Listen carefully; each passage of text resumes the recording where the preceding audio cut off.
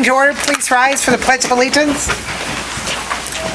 I pledge allegiance to the flag of the United States of America and to the republic for which it stands, one nation, under God, indivisible, with liberty and justice for all.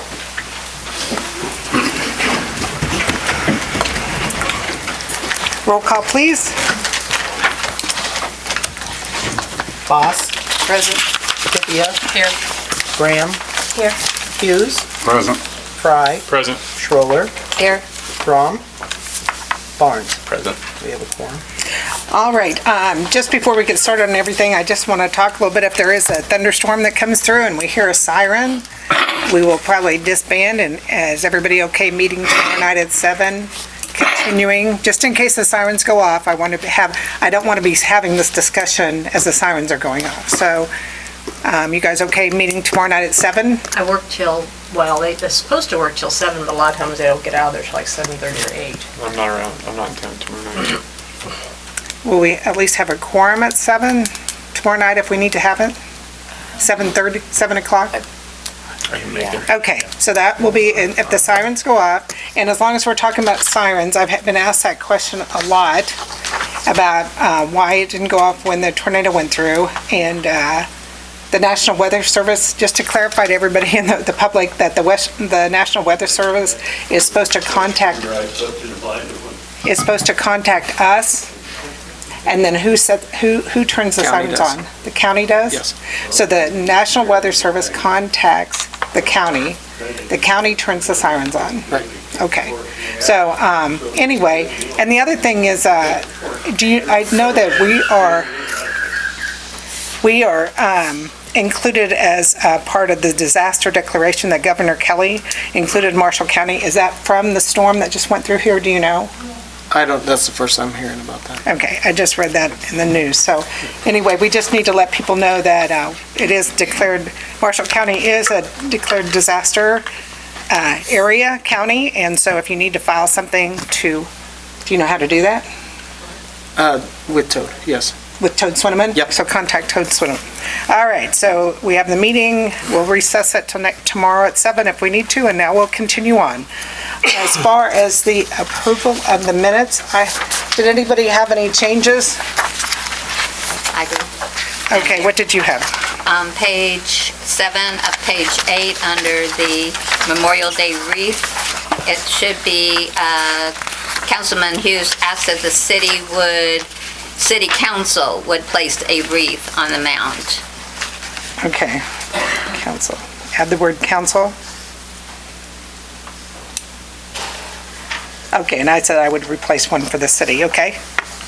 I thought on page 8, we would put American Legion Auxiliary there. It just says auxiliary. On page 8, number 5. Which I did add. And then the only other things, I had slight changes, page 6, just adding the word, let's see, page 6. When it says Mayor Grant asked the city to contact the landowner, that was number 3 on page 6. On page 7, I just said, pull the comma after Joe Pizzle for the writing of a grant, and to add a comma after Ford drives, who test drives a car, put a comma, and then add that last sentence, will receive $20 up to a maximum of $6,000. So those were the only minor changes I had. Anybody else? And I asked her to add something about Ford Motor Company will donate the up to the maximum, and also instead of car, vehicle. Okay. Because most likely it'll mostly be So trucks. test drive a vehicle on number 3, page 7 of the minutes, and After your maximum from the Ford Motor Company, that's supplying the from the Ford Ford Motor Company. the Ford Motor Company. Okay, does anybody else have anything else? Then I would entertain a motion to approve as amended. I so move. Is there a second? I'll second. Any discussion? All in favor say aye. Aye. Opposed? 7-0. Next, moving to public comments. If you are not on the agenda and you would like to come to the podium, you're welcome to come up for 5 minutes. Give your name, your address and your ward.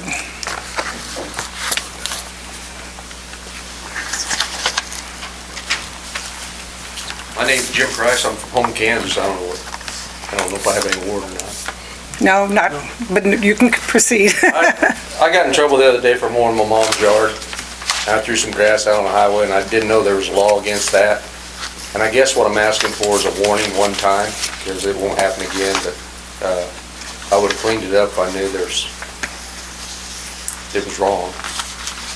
Okay, I did ask Chief to, a couple of questions. Chief, you want to come to the podium as well?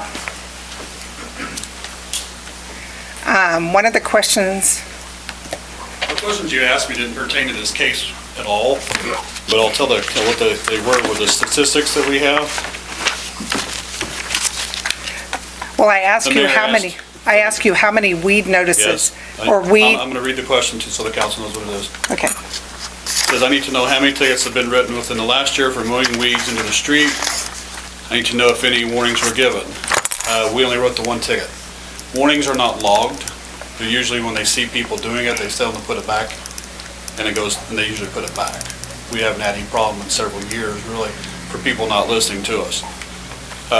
Doesn't live there, so he wasn't there for us to say that to. And the reason we wrote it was because you guys talked about it in the previous meetings, stating how you want it done. So that's why it was done. Also, for the same previous year, we didn't write any grass tickets. And she's looking for the call of service from 1/1 to 4/30 of 19. We need to know where weeds would be on the list. It's not on there because it's a code violation, and until one is written, it will not pop up on your statistics. Zeros don't come up, only if something is in there.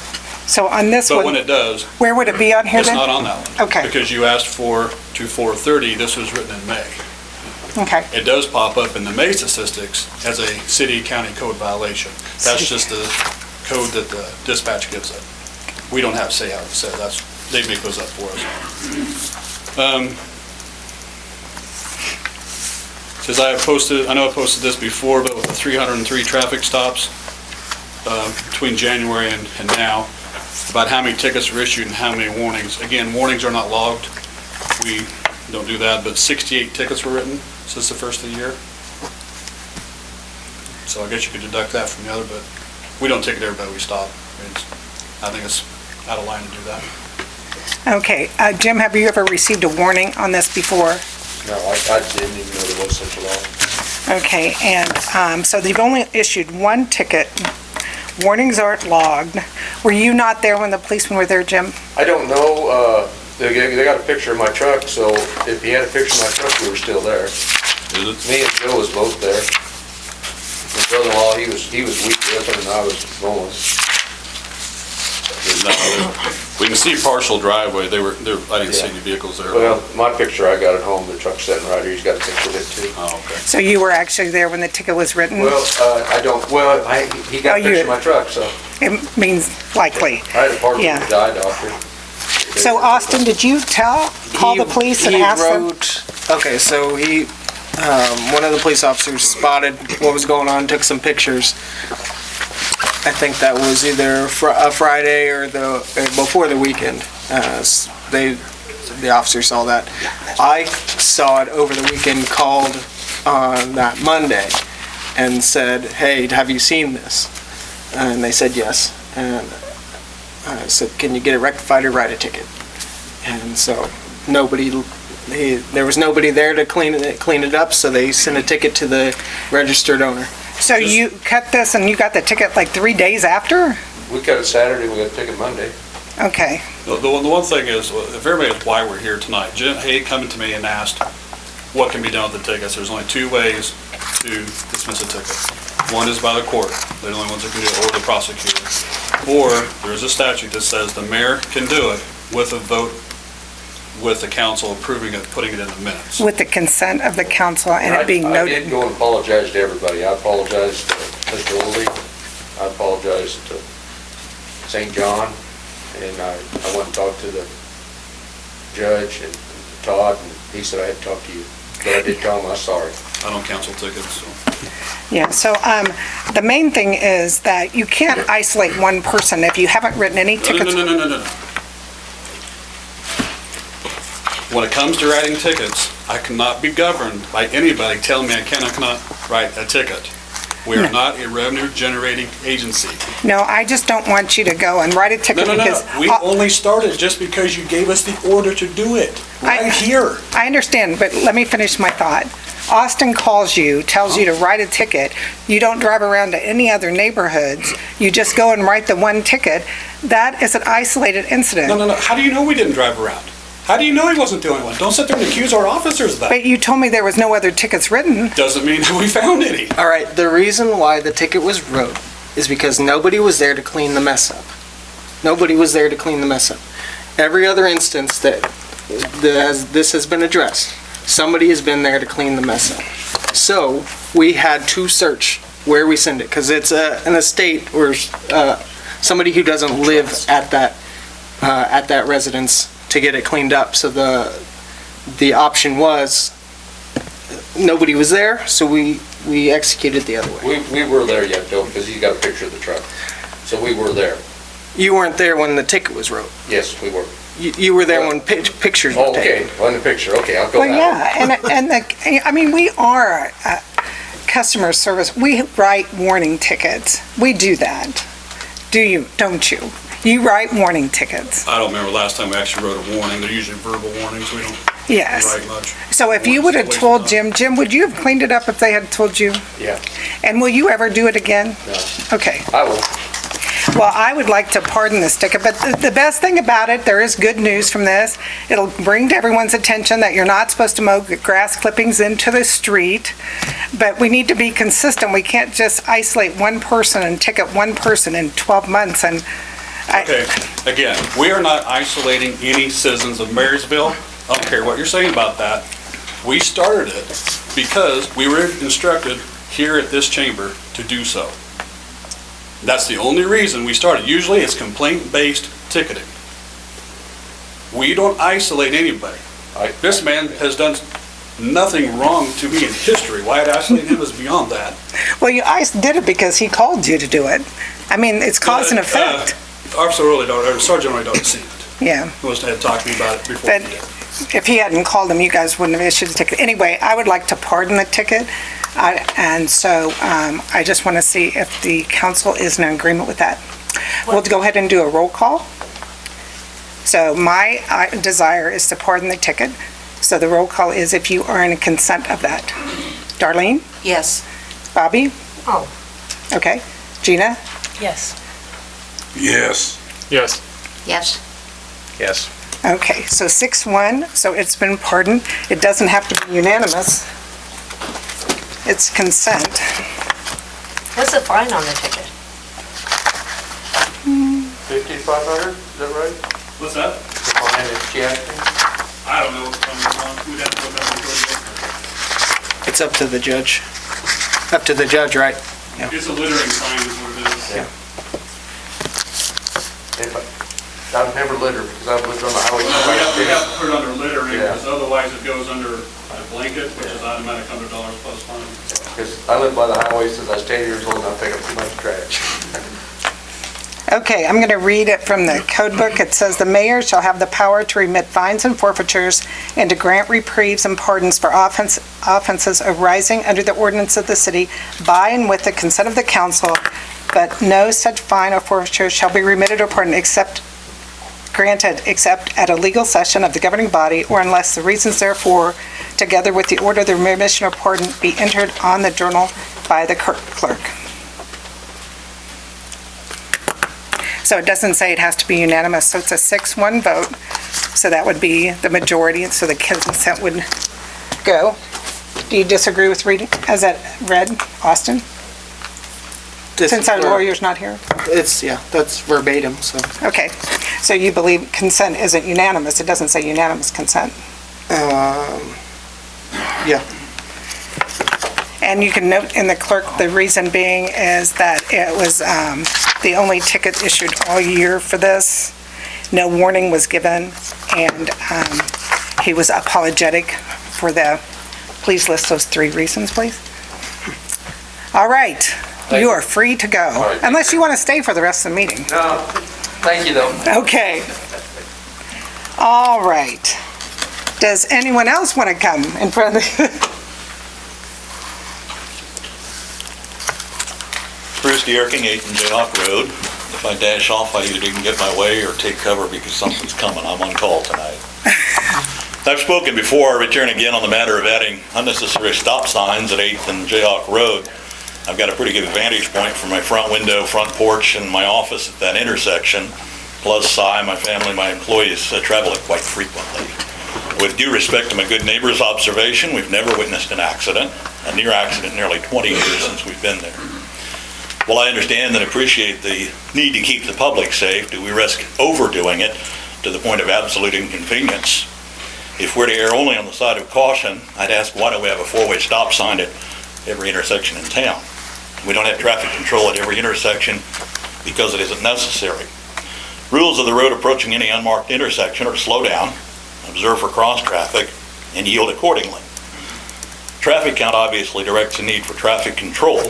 I would submit and invite you to sit on my porch for a day or two and see how much traffic we have at that intersection. Much of the current activities related to the trail, which will likely drop off considerably when the trailhead moves downtown in a month or so. I'd ask if the city's done a traffic study before putting up stop signs. I'm also a little bit concerned with the knee-jerk reaction to drafting an ordinance that could affect residents, citizens, and workers for many years based solely on the consent of a single council member mentioned during roundtable comments at the close of the meeting.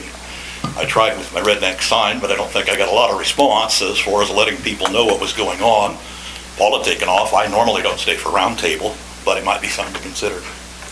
If we are to consider a traffic ordinance, perhaps we should have the police and fire committee review it first. We've done that, and they came back and said no stop sign necessary. Maybe we should ask the police chief or police department. We've done that. Todd will confirm, I visited with him last week. He said there's not enough traffic, doesn't warrant a stop sign, and he couldn't remember an accident at that intersection. Maybe the neighbors want stop signs. I've asked several. I think at least one is here. Rick maybe speak for himself, but I haven't heard a yes yet other than my friend Terry. Most of them chuckle and say no one stops the current stop sign. I myself have counted the number of times since the sign went up that I would have had to stop. I can count it on one hand, 3 times. Since it's also a county intersection, maybe the county would have an opinion. They too had an opinion. Bob Connell drives it every day. They said, no, it's not necessary. So I remain convinced for all of these reasons, stop signs are creating more problems than they would solve. Please take into consideration, as well as safety, the practicality of day-to-day operations. I agree that current stop signs are in the wrong place. I said that earlier. Could we suggest a yield sign on the south end of the intersection?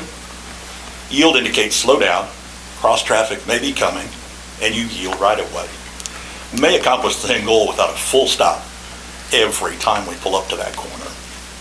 City uses yield signs at high traffic intersections, 8th and Broadway, 12th and Broadway, 14th and Broadway, Jenkins, North Street. Traffic count's a lot higher than Jayhawk Road. React as needed to solve a problem, but please don't overreact when we don't have a problem to solve. Thank you. Thank you. I did want to bring up that when we did talk to it, it wasn't roundtable, it was discussed, it was under standing committee under street, so it wasn't at the tail end. Yeah, I just wanted to confirm that. Toward the end of the meeting, and Paul had left, and that was, I guess, my other concern. Yeah, it was under street standing committees that they brought it up, so I just want to, roundtable is the tail end, so. Okay, well, we're going to discuss it later. We'll just, if you want to, are you going to stay? I plan to until the weather breaks, so. Okay, until the storm comes. Okay, all right, thank you. Thank you.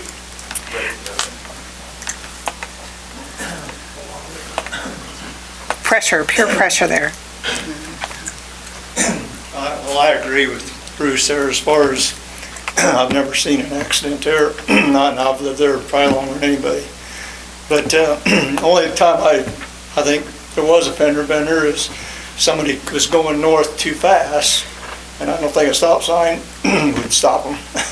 Because they went too wide and hit, there's a telephone box on the west side of the road on the north side, and they've crashed into the fence a couple times, but it's just late night people that are just out clowning around, going too fast. But a yield sign would do just as much good if you're just gonna put something there. So you actually live right off that intersection, just to clarify. Did you say what your name was and your address? Did you give that? Rick Cudney, Jayhawk Road, 950 Jayhawk Road. So if you go straight at that intersection, we go into your house, right? Yep. You hope not everybody does that, but, Everybody's welcome. okay. Everybody's welcome. Thank you. Anyone else? All right, we will proceed on down our list here of business and discussion items. We have a lot of topics here. First one up is Charlie Wykert and the Pony Express Barn.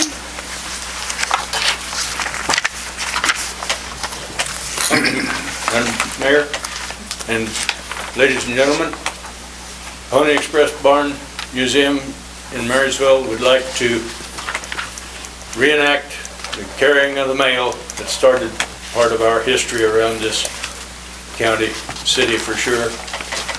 And it comes through, the reenactment is June the 11th, approximately 8 to 9 o'clock in the morning. I have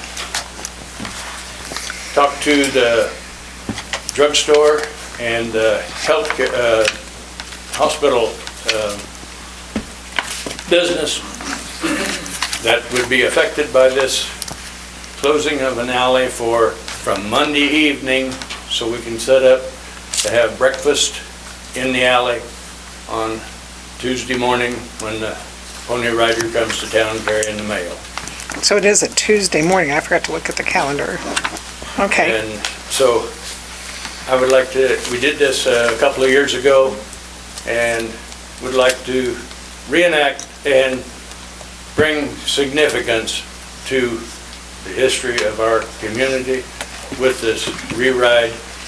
We'll carry the mail from St. Joe, Missouri to Sacramento, California in 10 days or less. And it'll still cost you about the same $10 that it did back then to mail a letter. You're too late to get a letter in the mail this year, but this is what we're going to try to do just for publicity. And Well, I think it's great. Last time I did it, I helped serve the breakfast, and it was a great event. So I'm really glad you're doing it. The only other thing is, I know you contacted those two businesses. Have you contacted the post office as well, just from an FYI standpoint? we plan to, my thought is 4 traffic cones at the post office property, so it will not affect the post office. They can use the alley and their parking and all. Will you just let them know, though, from a Okay, I can do that easy enough. good neighbor standpoint? The thought was that the main businesses affected Right. that would be Were those there, two? and, hopefully we'll get 4 traffic cones in the alley and 4 traffic cones at 8th Street, so you can walk and ride past it easy enough. But whether we set up tables and all, I don't know what the girls have got planned for this breakfast and how it's going to be pulled off, but I want to make it as big a blow of it as we can. Now, are you closing off part of 8th Street? No, No, okay, just the alley. Okay, that's what I read, so I just wanted to make sure. I'm glad you guys are doing it. I move to approve the closure of the alley for the Pony Express re-ride commemoration and breakfast on June 11th June Is there- 10th, the evening of June 10th, and through the 11th into the breakfast. until about noon, Okay. the 11th. It should be over and done with.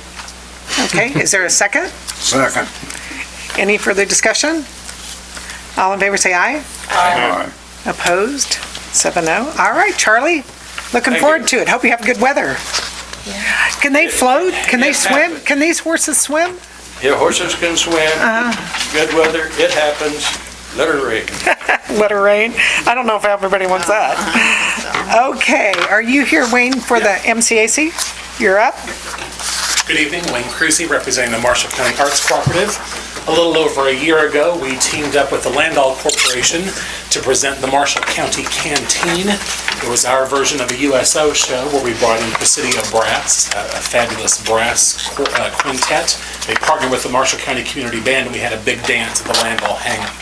About a week after it was over, we received a phone call from the Landalls saying, that was a great event. It was a We want to do great something event. like that again. And so in meeting with them one time, Paula Landau-Smith said, what if we planned something for the 4th of July? And so that's where the impetus for an all-American 4th of July was born. So we have this event planned between the Arts Cooperative and Landau Corporation, a free, family-friendly event that'll be held up at the Landau Hangar starting at 4:30 with family games and activities, followed by a free meal provided by the Landaus, and then a great show. It's called 4x4. They're going to sing the songs of the Bee Gees, the Beach Boys, the Beatles, and Motown. We got this idea because some Marysville residents saw this group performing at Sack and Fox Casino and came back and said, you've got to bring these guys, you've got to bring these guys. So we've booked them. And then the night will be topped off by a fireworks display. So at the bottom of my note, you see we have 4 requests. Well, 5 if you want to include, hoping that each of you will participate in the pie baking contest. But probably for the matters of the minutes and notions, the 4 that we have outlined, to be able to sell beer and wine, to be able to shoot the fireworks, to borrow some cones, and have the generator available, please. I did talk to Fire Chief Dave Richardson, and he was perfectly okay with the fireworks that Sterling is going to shoot off. You know, one of the things was whether he's qualified for the level of fireworks they're shooting off, and he is, because their basic fireworks are not of the caliber that we're going to have on the 5th. So I did check that out with our fire chief. Did you ask him about if it is dry then? He's going to have That sounds funny, but he said he would have a fire truck out there. I'll check and see what the weather's like. We can take a truck up there. You just always have to be prepared, right? yes. Any other questions regarding that? Otherwise, I'd entertain a motion to approve I move to approve. the request. Second. Any further discussion? All in favor, say aye. Aye. Opposed? 7-0. All right, I'm looking forward to it. Yes. Thanks for all of arranging you that. And your families and friends as well. Help us spread the word. Yeah, so the hangar, will it be big enough to I mean, it's obviously going to be open because you're going to fall out into the That's right. apron, taxiway, whatever that is, Exactly. space. Yeah. Okay, awesome. Great. Thank you. I'm just And thanks standing for- here because I think I'm the next one as well. Oh, and thanks for singing at the Memorial Day event. That was really nice. Thank you. Okay, go ahead. And then our next request, we're hosting our annual golf tournament, Swinging for the Arts. It starts on that Friday, July 26th, with our dinner at the Art Center, and then the tournament is on Saturday, the 27th, at the Marysville Country Club. But tonight, we're asking to be able to serve and sell alcohol that evening on city property at the Art Center. All right. That is a Friday night? I always wonder what days these are. Okay. Is there a motion? I so move. Is there a second? Second. Any discussion? All in favor, say aye. Aye. Opposed? All right, you're ready to golf, ready to dance, and you're all set. Yes, thank you very much. All right, the next item is David Richardson. You're going to talk about 302 Jenkins.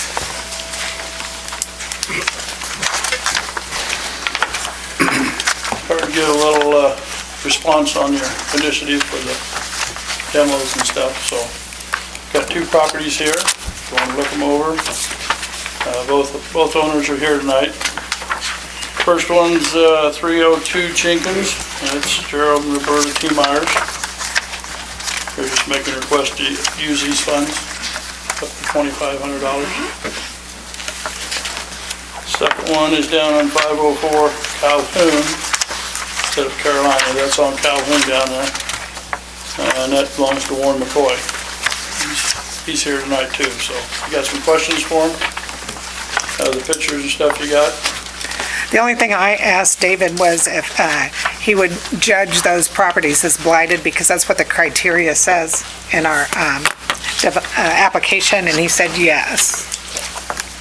Mayor, I looked up on the county site, and the total tax for the T. Meyer is $215.84. That's total property tax. And total on McCoy is $270.32. So ours would be about a third of that, just a ballpark. So tax-wise, it doesn't affect us much. Well, I'm kind of glad they're taking us up on the offer for a property that is blighted, and we can clean those neighborhoods, and hopefully somebody will come in and build something new there, and it just opens up the opportunities in that area. And I do have interest in a couple more, depends on how many you want to do, so. But you're not prepared to discuss those tonight? I have not, anybody filled out the app Okay. yet, so. Okay. You guys have any other questions to David about either of these properties? I think this is how we want to proceed with these, aren't it? I just bring them here like this? Yes. Yeah. Just so we can ask questions and see the properties and... I think it's great. And I think the only other ones we've done is with the retro ones, right? So this is actually the first ones that have been brought before us. On this incentive plan, yes. Yeah, okay. And I think, instead of trying to condemn some of those, like we did last time, since we got this, offer this to them and see if they do it on their own. Yeah, hey, Kev. How we doing? Good, good. Yeah, I waited for you, Kevin. I'm just really glad that people are utilizing this, that we set that up for a purpose. This is why we set it up, so. You gonna have a limit then of what to do, or? Well, we don't have that problem right now, but I think that if they bring additional properties, how much have we used so far? Out of that fund, none. The 10,000? No. We didn't use any of those retro ones? Well, we should have, What did we use the other two out of? The ones that, all that we've gotten is the ones that we did ourselves. well, No, we did two retro ones we when got we, bloomers and we got bloomers. Bloomers has. But they Hasn't came in. They haven't turned any paperwork in for those. oh, so we approved retro, but they haven't. They haven't turned any paperwork in. Okay. And they've been informed. House has to wait, I'm sorry, what? the house has to wait till it's on the tax roll or something, I believe. Oh, the one that's building the new house so that we give them the, okay. Yeah. And then the so up other here, one, He was, I think we're still waiting on him to do the sewer. okay. As far as I know, I don't think he's done Okay. the sewer on it. So that would, That'd be three. That'd be 3,500. That's 1,000 for the new house and 2,500 for the demo. I think. I remember right. okay. Well, I think this is a good problem to have, people cleaning up our property. So if we need to find some more money, I think we'll find some more money for this. I think we ought to, when we have our budget session, we ought to talk about increasing. For next year? So we've transferred 10,000 into that, and we'll obviously use it, so that's good. And if some other people come forward, we'll just decide where to take that money from then at that time. We just transfer some more out. Okay. Yeah. All right. I would entertain a motion to accept these applications for economic development. I move to accept the two applications for demo incentives at 302 Jenkins and at 504 Caroline. Calhoun. It's Calhoun. It's type 12. Okay. Reimburse up to $2,500 for each property. Okay, is there a second? Second. Any further discussion? All in favor, say aye. Aye. Opposed? Now we're at 8-0. All right, now Kevin's here. All right, well, thank you for doing that, Mr. T. Meyer and Mr. McCoy. So we appreciate you taking care of those properties and cleaning up the neighborhood. Thank you. All right, the next item is Mark Hoffman with the Blue River Trail signs. Hoffman, representing the Marshall County Connection and Blue River Rail Trail. Met with Austin last week to discuss some sign possibilities for 7th Street. Do you guys have copies? I have black and white, sorry. These 2 pages? Yeah. We got color. So I believe we were talking about the top triangle, or diamond shape that has the car, the bike, and the walker all on the same sign. And then the one with the 20 mile an hour on the bottom of the next page. I like those 2 the best, too. Possibilities, so I think we identified 4 locations, possibly. Possibly 4, well, 3 along 7th Street and then 1 on North Street. one on North Street, yeah, at the very least. So 3 at each of the intersections? Yeah, So and no- I would have Gary, our street supervisor, determine what would be the best as he knows where to place signs. We determine at least 3 locations, if not 4, along 7th Street. And at least 1 location up to when you're turning from North Street to 7th. They're not will all on 7th Street, so when you come on the intersection, you don't see it? It's not right there when you come down? So it would be on that west side of 7th Street. And yes, there'd be quite a few along there, but we also want to notify people as they're turning from North Street onto 7th Street that, hey, you're coming up on the trail. So that would be 1. Yeah. And then at each intersection, when you're coming down the hill, it seems like you'd want one there on Jenkins Right. and Laramie. you'd It'd want one probably be there. mid-block. Not Laramie, each what one is of that? Well, the one, you mid-block rather than when you're coming Because, down that hill? when you, at each, that's why I'm saying, just allow us to place at least 3 locations and have Gary determine each location. And if we need 4, we I was can gonna say, we go up. probably need 4. This is the last one, Calvin. So now the speed limit would legally be 20? Isn't a yellow speed We limit would sign, ha- there's officers here? We would have to also correct place me. the proper one.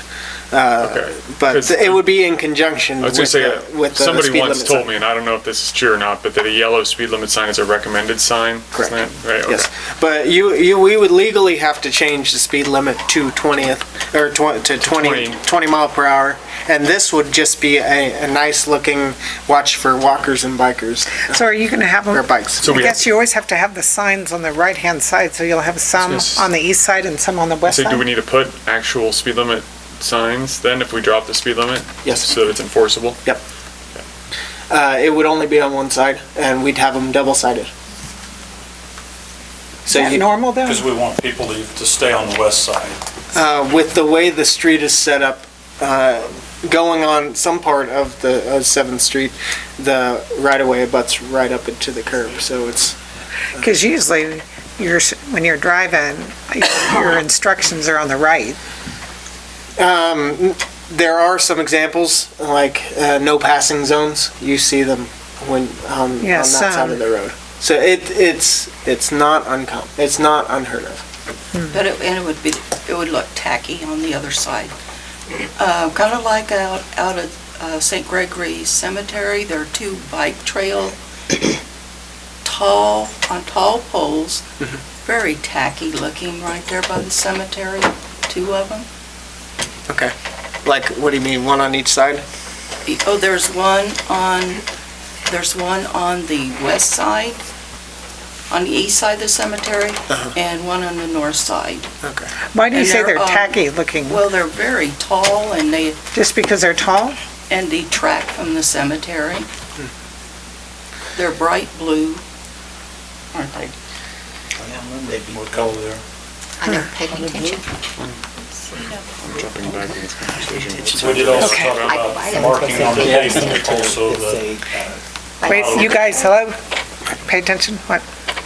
we also discussed marking on the pavement, not a line, but just this, like the bike symbol and possibly a runner symbol periodically on the west side of the street. Right. Besides the signage, but also having that on the pavement. Okay. So that's what we're asking for at this time. Yeah, I forget if we have at least one of the symbols to paint, but we can easily get a symbol to put down, a stencil, for that. For a walker, runner. Right. symbol. And wouldn't that work on North Street, What do you mean? the painting the symbols? It would, They are painted out there. I thought they were on there. out, you're talking about out there? Yeah, they're already there, So, in the bike lane. and we need the signs too. Right. I mean, it just helps the drivers, both ways. Yeah, I'd say safety's the number 1 priority. But couldn't they maybe be lowered? Well, that's a possibility. You can look into that. Austin, you want to look at them? It's- Maybe bring pictures so we can look at them? They're probably set for optimum visibility, aren't they? They're kind of Because of the big trucks And that travel? we have to Yeah. keep them above a certain height too. Wait, for safety, that's so they don't probably end true. up There's a in lot of windshields. big But trucks. most of our speed limit sign is not nearly that tall. But Okay, you'll look at it? Yeah. Take a And, look and at it. at least respond in highlights if nothing else, okay? What you think? Okay. Is that all right, Darlene? Okay, so going back to these, so you're proposing share the road at the top and that 20 miles per hour and about at 4 locations? And you just need that approved to purchase those signs and put them up where Gary deems necessary? Right, I just. From a safety standpoint? Yeah, just approved putting at least 3 signs on 7th and 1 sign on North Street, yes. Well, do you want to approve up to? No, I just want to, I want a You minimum. would just want 3 signs? At least 3 signs. Just the minimum. We might go up to 4 on 7th Street, but at least 3 locations. Well, we're going to approve purchasing 4 then. It's not that. It's not, it's It's not within that your expensive. buying Yeah, power. it's within my Okay, Yeah, I just need the authority to put the signs down. Madam Mayor, yes. I'm concerned about the one-way sign. Are we going to get rid of that one-way sign or not? Well, I asked Austin to pull the ordinance on that, and he said we never did an ordinance on that one-way street, although No, we're required to do it. It was, we think it was done in minutes at one point in time, but we can't find the minutes. At some time in our history, they started doing resolutions for signs, for stop signs and so on and so forth. So that's how, Resolutions rather than ordinances, Right. although our code said ordinances? no, it says resolution.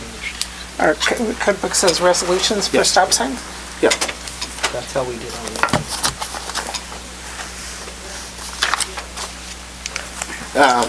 But we can pull that sign.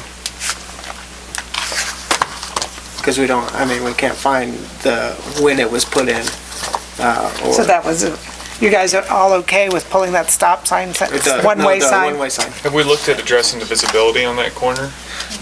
Yes. Because there's no stop or anything there without visibility if somebody swung out. Right. The bush has been trimmed. Has it? Okay. Oh, that's good to know. Good. Did you contact them, or did they I just think listen to watch the meeting? Butch probably took care of it. Oh, Yeah. well, that was nice. That was good. One problem solved.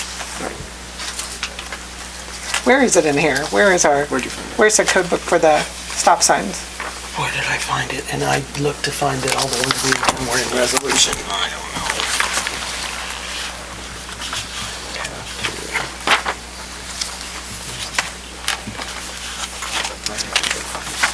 I just looked at all the others and they were all done by resolution. Oh, well, the governing body may designate by a resolution as What, where are through you at? 14? 14-201 is stop and yield intersections By resolution? by resolution. Okay. So. So you haven't And, found- one-way streets, whenever any alley or street designated by resolution. So we haven't found the resolution that did that to repeal it?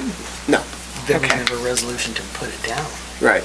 Okay. So we haven't found any of that. So there's no, I guess we don't have, So if I'm not you sure how want, it got there. if you want to pull it, we can pull it. okay, your consensus of council to pull the one-way sign? Yes? Or do you want to make a motion for that? Somebody want to make a motion? To pull the one-way sign at 7th and Calhoun? It involves traffic. I think we ought to make a motion about it. Okay, you want to make that motion, Terry? To remove the one-way sign at Yeah, I 7th make a and motion that Calhoun? we remove this one-way sign on 7th Street there. At Calhoun. It's the only way That those is trail Calhoun. people can get back to town. Okay, is there a second? Second. Any further discussion? All in favor, say aye. Aye. Opposed? Okay, so we're pulling the sign. Now we have to go back to these signs. So is there a motion to approve putting up at least 3 sets of these signs along 7th Street? So moved. There was one other thing Oh. we discussed was time frame possibility. We're still hoping to be opening It's these pretty, a sections couple July- weeks to get those signs Yeah, in. July 4th, so that was Yeah. the only other concern, if it was available for the city to do it within the next month. or so. Just getting in the signs would be the most time-consuming portion, and that's a couple weeks, I believe. Because these are their standard signs I pulled from the website. Okay, so I don't think time is going, as soon as I get it, they'll put it in. So we have a motion and a second. Any other discussion? No second. There was no second? I'll second it. Okay. Now, is there any other discussion? All in favor, say aye. Aye. Opposed? 8-0, all right. Looking forward to it. Are you guys having big plans for the 4th of July Well, at the depot or anything? We usually have the walk run. You usually have the walker, you can have it start here? We hope to have it start the depot, Okay, utilize the new section. There's a lot to be done okay. next month, so Yeah. hopefully the weather will cooperate. Okay, oh yeah, that's I true. have a question for Mark. Sure. Are we doing this temporary? Are we still working on maybe getting the trail to the west of that curb? That The would be railroad- Ideal, I think. The So, railroad has not responded to my inquiry as far as that. Who did you inquire to? I talked to the people they told me to talk to in the first place, the PR section.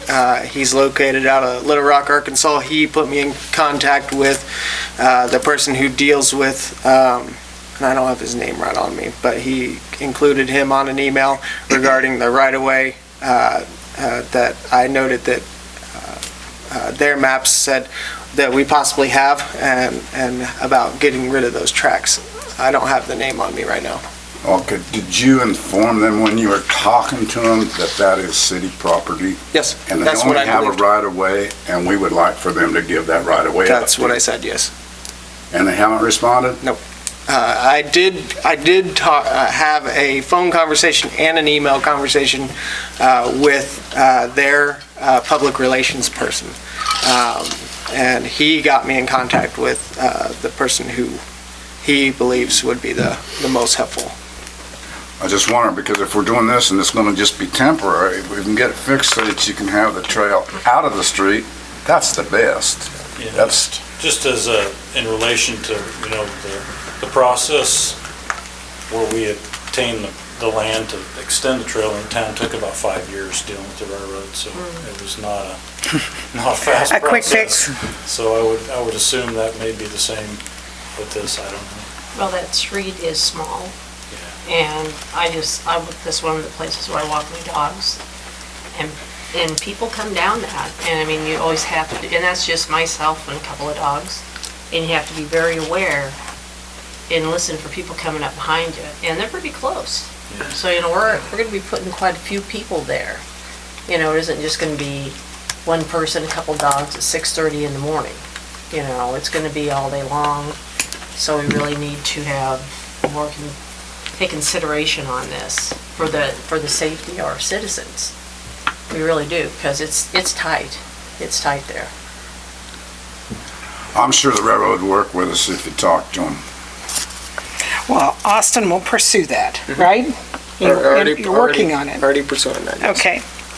All right, you're good to go. Thank you. Thanks, Mark. Up next is the Family's First Pool Party. Is anybody here for that? Okay. So I know our discussion was whether to allow them to do a fundraiser. There was correspondence in here saying that did not find a request for it in the minutes. And, the only thing I thought about was, I know we were talking about setting a precedent here, but we do let people use our ball fields for tournaments, for fundraisers. And I didn't know. We do? Yeah. People do fundraisers. But they never have a request come to council. No, but in theory, Kiwanis does it every year. We have an annual fundraiser at the sports fields, and we pay Marysville Sport and Rec a fee for maintaining the fields during the tournament and stuff, but they are city property that we let people use for ball fields. So I just wanted to throw that out to say we need to take that into consideration as well. And you've seen them advertised in the paper before. People do fundraisers. They did it for Parker Price at the ball field.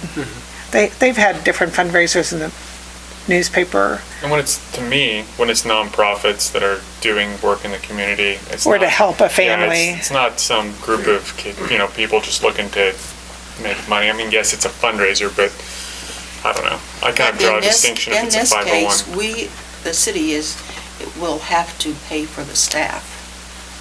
Whereas if you're at the ballpark, the city is not paying for the staff. Well, we pay for the lights, though. I'm just throwing that out. Does that go to the city? Well, we pay for all We the pay for lighting the at all the lighting, fields. Well, if you mean the city does, yes. Yeah. I'm just saying, I thought it was something we should, How much is the fee? 150? 150. yeah. And approximately how much is it for however many lifeguards they have at that point in time? We try to make, well, this year we don't know. We haven't calculated on this year's rates, but that fee's basically set to Cover the, the lifeguards, yes. I remember you saying that last year. We set the fee not to make money for these pool Right, parties. but to cover the cost. The of cost, the yeah. Lifeguards. I don't know Then how if some many people church come. comes and they want to have one, or somebody else, some other organization comes, and before you know it, we've got all kinds of people coming and wanting to use the pool, then are we going to say yes to everybody? I'd say, yeah. Okay. Pool's profitable. We're a community organization just like they Wait, are. I wouldn't. pool's property, I wouldn't say the pool's property. I would say the pool is there. The pool is there There. for community use. Yes. And if a nonprofit of any kind wants to come and use it, and we've got a slot open for them to use it, that's great. I mean, As long as it doesn't overburden our staff. correct. and that- And I would say it's also a Marysville organization, so, Okay. that's a distinction I would make. Profit. We do have several churches that But pay. the churches do pay. I did want to say, we did have the problem, I see on what page is it? On page 42, the glow sticks, we can't have glow sticks in the pool, so we need to reiterate that whenever we have somebody do pool parties, that we can't do glow sticks in the pool. But it's up to you guys, what do you want to do? How much is the season pass? Because last year one year I saw that they got a season pass. That's what the city- $50 50. An for a individual? single, 110 for a family. And they charge more than we did to get in the pool. They charge 5. We charge That's true, they charge They charge 5 and more we than we charge do. 4. Yeah. But, anyway, what do you guys want to do? Are we donating a pass then again? They've not asked. When we donated the pass, I don't think we knew we were donating. To a fundraiser? Yeah. So we could say. So we double did it. Okay. All right, do we have a motion? I move to approve the request for a pool party by Families First Marshall County on August 11th. Oh, wait, Right. no. The last year's was August 11th. What's the date on this? On the 10th, August. on August page 10th. 38. As a fundraiser. As a We might fundraiser. as well put that in the minutes. Is there a second? Second. Any further discussion? All in favor say aye. Aye. Aye. Opposed? Aye. Aye. 6-2. All right. And Cindy, will you keep track of, or find out from, well, if they ask to have a pool party like this, it'll always come to council?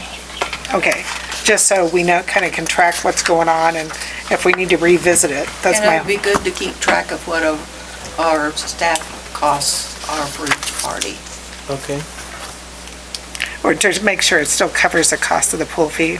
That's what you're And trying to say. A lot of it makes a difference how many is coming. Yeah, how many staffing? So it's really hard when it's a party like this where you're paying to get in. You don't know ahead of time how many guards you're gonna need because Who's gonna 100 people gonna show up or 20. Yeah. So All right, now we move on to the ordinance for our stop signs. I see Austin gave us two different resolutions to consider here. One has to do with a stop sign at northbound, and the other one has a three-way stop there. And, after listening to what Bruce Durking had to say, what are your thoughts at this point?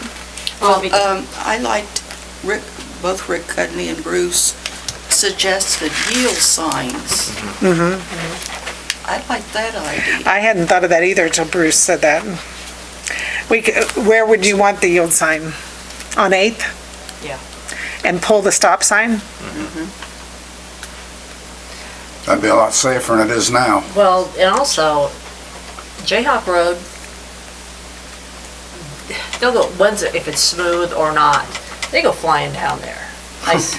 And I think this is a problem, but I think that's a bigger problem. So you think we need a speed limit sign on there? Do we Oh, have yeah. a speed limit sign on Jayhawk right now, Austin? Is it like, I don't know. Should be 30 miles an hour, 30 miles an hour. Yeah. It's a street. It's inside the city limits. Yeah, it's a residential street, but just they like, crack on down. I know they do. Yeah. But if they get stopped, it's a 30 mile an hour zone. Well, and I would not be above, having, when we get a little more staff with our, police here, to have somebody sitting out there once in a while, because you can't walk. You cannot walk on Jayhawk Road anymore because of the amount of traffic, which is good, because they're going down there. But they speed, and they Yeah. don't care. There'll be less traffic once the trail comes into town probably, but These are cars. They go down there, and they're heading north it to the only trail. Yeah, but I'm just saying when the trail heads in town, you'll have less traffic out there. I don't see how that's gonna matter, because they're still gonna wanna go north. And they're gonna take their cars down there. Okay. Okay. Mayor, so- Officer Oldie is here. If we want to ask him any questions about which would be a better idea. Okay, location. Officer Oldie, you're on the spot here, Sergeant Oldie, I should say. So, that recommendation was to pull the stop sign that is currently eastbound traffic at Jayhawk Road and to change the northbound to a yield sign. Your thoughts? Well, I don't mean to be, I would say probably, I never did like that stop sign, to be personal. Yield sign, yes, I guess that would be nice for cross-traffic, for someone to yield. Well, it'd be the northbound traffic, so it'd be the people coming up 8th Road that would have to stop. Road to yield, yeah, I think that a yield sign. Or yield, I'm sorry. Yeah, a yield sign, just to get them to slow down a little bit and be cautious and look both ways for traffic, whether they're walking or driving. It would be considerable for the safety of the public who's in the area. But yeah. What do you think about the other concern just mentioned about the traffic on Jayhawk Road? The speed of traffic on Jayhawk Road? Have you noticed that? I don't get out there very much. Being shorthanded, I'm working, when I get doing a case, I get inside and it could be a couple hours. The times I do drive by, I'm going to, it could possibly pick up, I'm sure, during the summer with the bike people and everything out there. Unless we have somebody kind of put the tube across and kind of do a calculation of the number of cars coming and going. Would that'd be a traffic count, but it wouldn't be a speed count, right? No, it'd just tell you the traffic on the road. It wouldn't tell you the speed. We could put the radar trailer out there, Oh, that might not be a bad idea for a little bit, especially if it gets nice. If the weather, if it quits raining, people might be biking. It's an item that's there to be used for those purposes, to get people to recognize the speed and slow down. That might be helpful. What do you guys think about that? Is it fixed, the radar trailer? It wasn't really ever broken. The thing was, it just needed a new paint job, and we just haven't got around to it yet, but. Terry, is there a speed limit sign posted on North Street anywhere? Yeah. Or on Jayhawk? You mean Jayhawk? Both ends. What is it? 30. It's 30. I didn't remember if there was one posted on it or not. It got changed to 80 here a while back. There you go. Did it get fixed back? Yeah, it got fixed the next day, but somebody did a real nice job on it. Okay, so you think that would be the right thing to do as far as the traffic? Yeah, I would say we could put a radar trailer out there for a week. I don't think, the one thing that doesn't work on it is the solar panels, but I think if we have a good, nice couple days, we could keep it out there for 3 or 4 days and just get people to slow down and charge it, put it the other direction. Okay, thank you. Thanks for being available. So, do you guys want to change number on page 44 from a stop sign to a yield sign? So, does somebody want to make that motion? I'll make a motion that we change 8th Street going north to a yield sign instead of a stop sign. And to approve the resolution otherwise as presented? Yes. Is there a second? Second. 1 minute. Are you gonna remove the stop sign that's We'll make there? that a second motion. We'll make that a second motion. Well, That's a that could be separate. included in Yeah, that but this is motion. part of the resolution, so we're gonna approve the resolution. We're gonna do it here. Okay, so you'll second it? Okay, is there any further discussion? I kind of think we're fixing something that's not broken, but that's my 2 cents. Just wanted to put it out there since it's discussion. Okay, so we're changing, but we are changing from a stop sign to a yield sign, but okay. So right now, that's, all we're gonna go with the resolution with the yield sign northbound on 8th. All in favor, say aye. Aye. Opposed? Aye. Uh-oh. Was that 2, you and Kev? So 6-2? Okay, then does someone want to make a motion to remove, do we have to have a resolution to remove a stop sign? Yeah. Government might be designated, a resolution, I'm gonna put it in. when erected, it doesn't say about removing it. I just make a motion and we can just make it Make a happen. motion Yeah. to repeal the resolution for the stop sign there? Yeah. Okay. Yeah, that was. So we need a motion to repeal the resolution for the stop sign that is on Jayhawk Road going westbound. Move to repeal the resolution on the westbound traveled sign road of Jayhawk. Is there a second? Second. Any further discussion? All in favor, say aye. Aye. Opposed? Aye. 7-1. Okay, can I just ask you, what were you gonna want? I don't think there's a problem as You it didn't is. want anything. No, I think as Okay. long as people obey the stop sign that's there, I've never seen a problem, and I go out there quite a bit, so. So you didn't want to change anything? No, I Okay. felt like, most of the people were okay with it, and I was okay with it, so. Okay, just curious. Yeah. All right, so that takes care of that. Now we're on to the water connection fee, page 46. So, so who drafted this ordinance, Austin? I did. Cindy did. All I did was change, I added number 3. Everything else is the identical ordinance that was passed originally. Okay, so why is that word "same" there? Because that's what the original code said. But it doesn't make any sense. I know. It's the same, that's how it should be. What does it mean? It means it's a part of the same, it's in line with everything that's above it. So 15-121 is, let me see, where am I at? So same is just Well, how see, it they... says that in front of the sewer too, Carlos, see that? No, on that page. Yeah, I see it. I don't know why. I just they don't do know that. why That's it how they means. were typed. Okay, so as long as you say it's okay. Yeah, that's how it should be. Okay, so after the letter A, you need a period. And then, I think on number 2, so 2 and 3, in my opinion, contradict each other. Yeah, that's what I was wondering. And so I think what you need to add on number 2 is say, except as noted in 3 below. Is that what you're going to propose? What was it? After connected, except as noted in 3 below?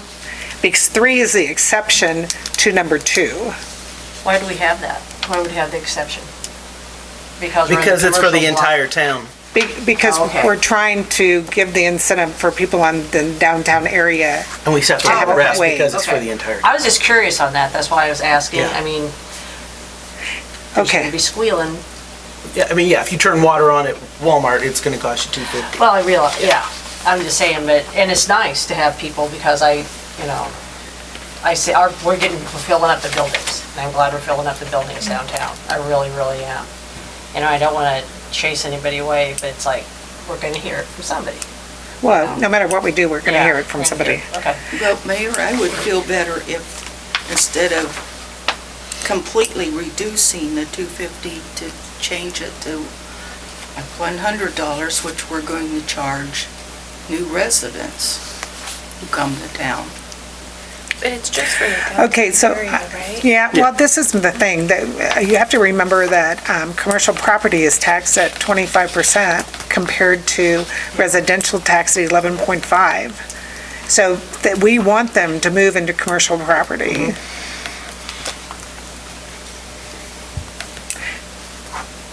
But I do think we need to add that on number 2, except as noted in 3 below. And then, I guess number 3, I thought needed to say something about it had to have an existing service line.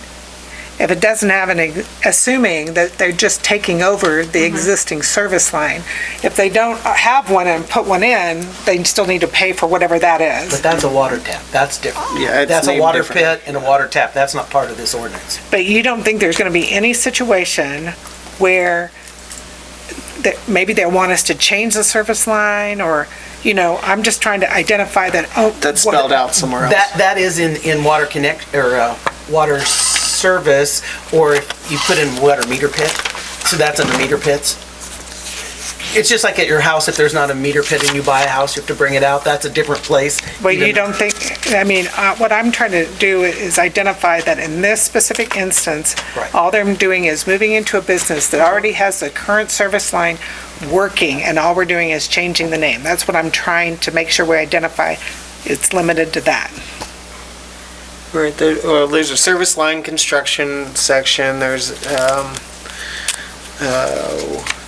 new service lines. Well, let's say there's, is there a building there that might not have water to it now, and They all have water to them. empty lot?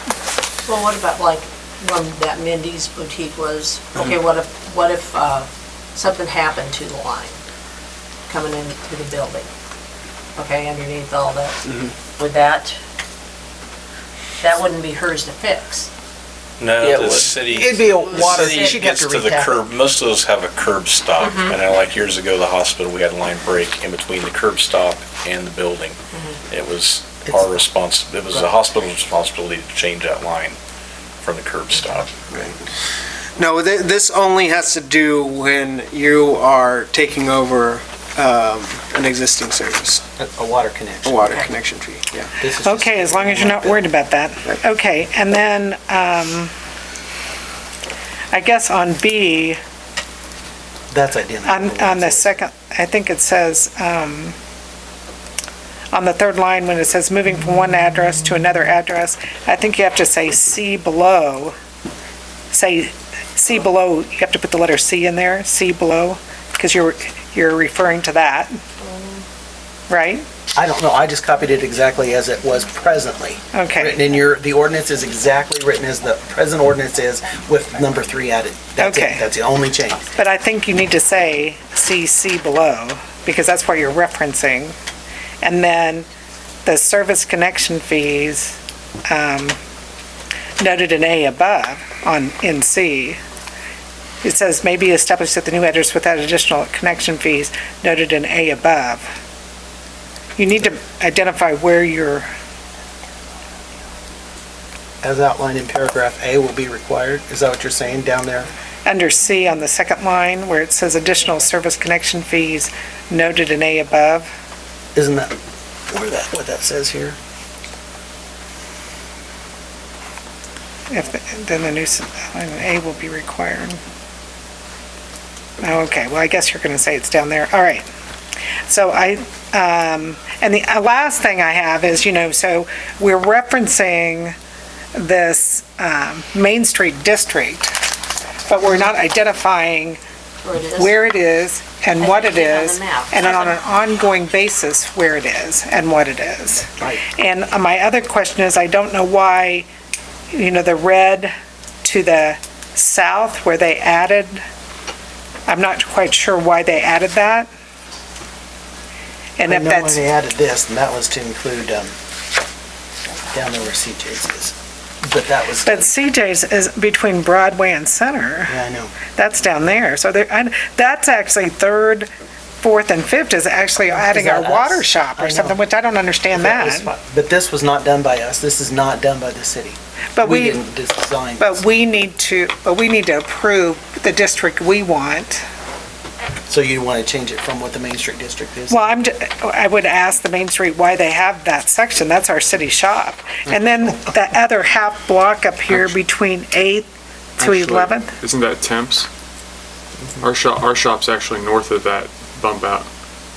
Isn't our shop Correct. at 3rd and Broadway? Yes. So that's actually excluding our shop, but including where Temps Disposal is? Yeah, it would be Temps. That's true. Is that true, No. Kev? Yeah, right? It's Oh, at yeah, it would be. So Kev, Walnut and 3rd. Walnut and Third, yeah. so Walnut and Elm And that's to include Temps? That's what that little And their corner is. offices, yeah. Yeah. Temps goes all the way to Third, Kev? Part of, yeah, it's Third part of and Temps, fourth, because some of Temps is on the west side of Third. And then why do you think they added, then if you look at 8th to 11th, that half block?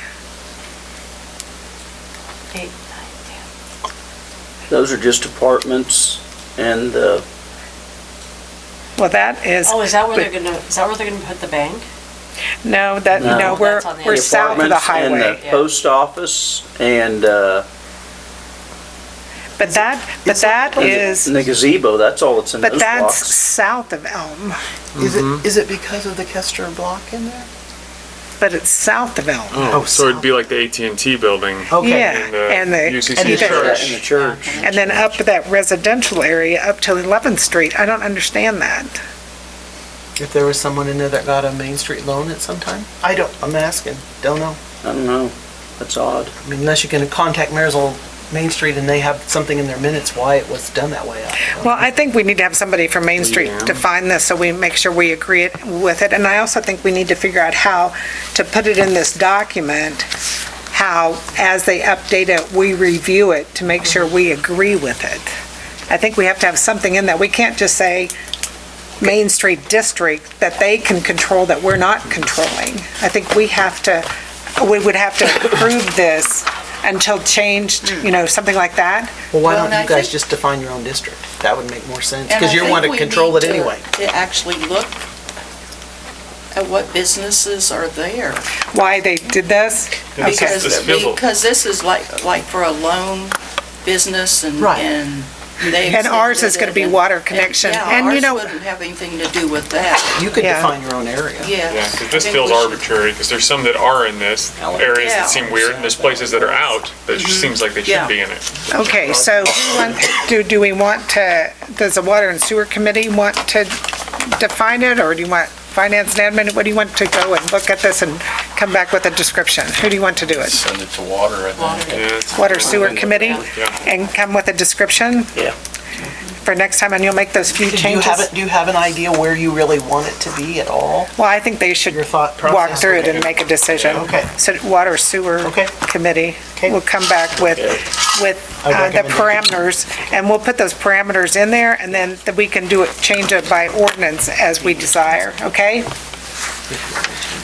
Okay, You have a problem with that? No, just while we're on this, changing subjects, we are under a thunderstorm warning. They did spot some rotation over Washington. So, If we And have I a did siren, just get a text that there's tennis ball size hail in Greenleaf right now. From Greg told me, he's Okay. texting me. That's The why I storm- keep checking my storm phone. chasers He's are out out. storm Yeah. spotting. so, what do you guys want to leave? You want to keep going? Why don't, do you wanna Let's keep just going. wait until we can pick this up tomorrow? Do we have if we sound the siren, how much time do we have to get home? I hate to be silly. at that point in time, you are staying Stay here. Yeah. I think we should keep going. Could you open up Of course, I the put fire 2 bucks department? in I'd here, like to so. put my car in. I didn't drive, hedging my bets. Yeah, if we had hail It won't damage. matter once it starts, mine's gonna hit. Will we have any, so it's right now in Greenleaf? That's great. That's I the asked him to hail. keep texting me because they're out spotting, but yeah, Let's he just said it's, continue and get it done. tennis ball size hail in Greenleaf. Effective Adjourn this meeting. I Effective think let's- until 8:45 I p.m. think we've got, let's get through maybe business and discussion and then see. I know we've got people here who came for that, so Okay, but that's going to be our long discussion item. perfect. Let's just get it done. I say let's just finish it. Okay, I'm just going to take a roll call real quick and see if you want to stay. Darlene? Yes. Bobby? No. Gina? I don't have a car here, so I'd have to ask for a ride. Well, do you want to continue, or do you want to, you Yes or prefer to no? go home? You have to go yes or no. This is a yes or no. Yes. Yes, stay, I don't Go. want to stay. go. You don't want to stay? So we have 3 that say no. Yes. I want to stay. Stay. Stay. Okay. All right, the next item is Karen and Terry Hughes. You're up. Yeah. Terry, at this time, are you recusing yourself while you discuss this? for the argument to the council. Okay, If you intend to do something about voting, I still want to come back and be part of the vote. okay. Can he be part of the vote? Well, it depends what we move. Okay.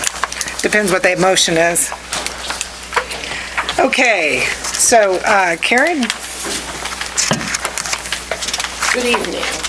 We're Karen and Terry Hughes, and our property is at 969 Jayhawk Road in Ward 2.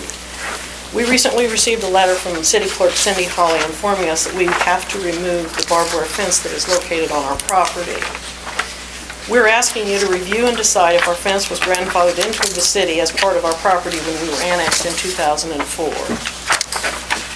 In 2004, we owned 13.3 acres of agricultural farmland with our home outside the city limits. Our farm had some barbed wire fence on the southeast and south portion of our property for our livestock. Kansas law, just for your information, requires livestock to be fenced. Kansas is not a free-range state like some states are. Kansas requires that livestock be confined, and Kansas law also deems that a barbed wire fence is a legal fence in Kansas. In August 2004, we asked the city of Marysville if they would annex us into the city. The city was very willing and happy to oblige us. On August the 23rd of 2004, the city passed ordinance number 1637, annexing our property into the city. The city did not mention anything about removing the barbed wire fence. The city annexed our property with the fencing in place. Now, almost 15 years later, we're being told that we have to remove the fence. Our property is and has always been zoned for livestock. Right now, we can still have livestock, horses, cattle, sheep, goats, anything. This is a very rural community, so it just seems very unreasonable to me that the city would annex property that is zoned for livestock and then turn around and tell those property owners that they have to remove their Kansas legal livestock fence. It just doesn't seem to make sense to me.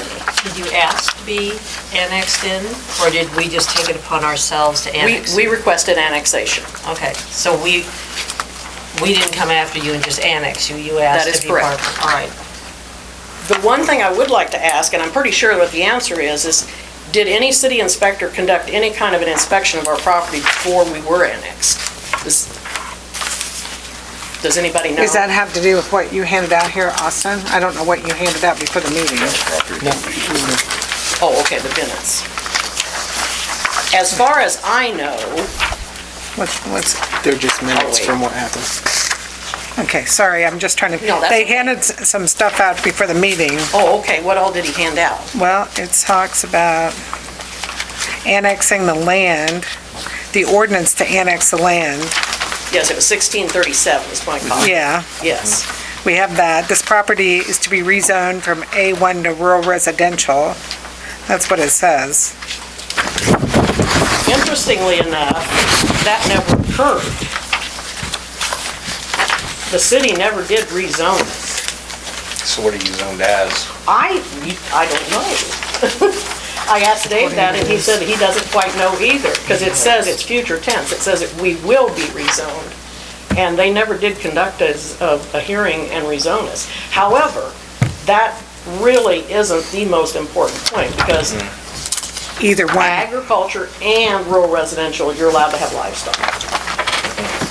So it really doesn't make any difference. I What asked do our Dave. codes say as far as if you can have barbed wire fence if you're rural and residential, There's no differentiation. There's no distinction. between rural residential or agricultural? There's no distinction, believe it or not. Yeah, It's very unusual. in the ULDC, it says on rural residential that limited livestock animals such as horses, cows, sheep, swine, and goats for show is maintained and not become a public or private nuisance. So that says But what Jason can be was done. asking Carla if there was a distinction on fencing from one to the other, and there's no distinction. Between ag and rural residential, For barbed Jason? wire. Yes, Is that what you're barbed asking? Yeah. Yeah. No, the exact same thing says between ag and rural residential here. Is there any other properties? I know you mentioned that there's other properties. Are there other areas that would be affected by this as well? Well, the city. Yes, there is. The city has a whole bunch of barbed City wire. has miles of barbed wire. Where do we have this at? Well, The airport, the park, the cemetery. the water tower, the water tank, the Well, those are security, aren't they? dumbs. The lagoons. Well, It's for their security. it could, I'm certain that they could potentially argue that. And if I could just go ahead and give you a little bit more information, maybe you've all read everything that I'd already submitted, but we wanted to know, because we started paying attention to how many properties had barbed wire. And of course, in our part of the town, we're next to a lot of people that aren't even in the city, so there's barbed wire all over in our part of the town. However, we also started looking at properties that we knew were in the city, and I'm nervous about the storm. I'm sorry. Anyway, we've located a number of properties. And so we made a request to find out, because in the code, it does say that you can ask for a waiver for protection. So we made a records request to find out how many are on file that have requested a waiver. And the record custodian informed us that there are none on file. So nobody is in compliance that has barbed wire, including the city, obviously. Yeah. So who's responsible for making sure that the city's in compliance? I suppose you're going to say the mayor? I don't know. I don't know. I'm asking a question. I mean, these are the questions. Well, okay, so the main thing is when you look at this from our city standpoint, the city uses barbed wire throughout the community at Yes. various places, as well as other residences that have barbed wire that we have annexed in either individually or as a unit. Or that we have streets that we have annexed in that have barbed wire along them that we're now responsible for. So the problem is that we have barbed wire lots of places throughout our community, and this is the only one that has been asked to remove it. Mayor, did the code officer bring this subject up? No, as I understand it, Austin did. I believe that we received a complaint. But then I believe that they dealt with the complaint. I thought that they We talked to did. and the complaint was resolved. Terry removed, in fact, it was on Easter Sunday. To our surprise, we found out we had new neighbors, and they do have children, and we were happy about that. We didn't even know anybody had bought the property, and they were concerned that there was some barbed wire that did abut up to their property. So Terry went down and removed that. It was a very small section. The other portion of the barbed wire does not come against their property. It's over in our property.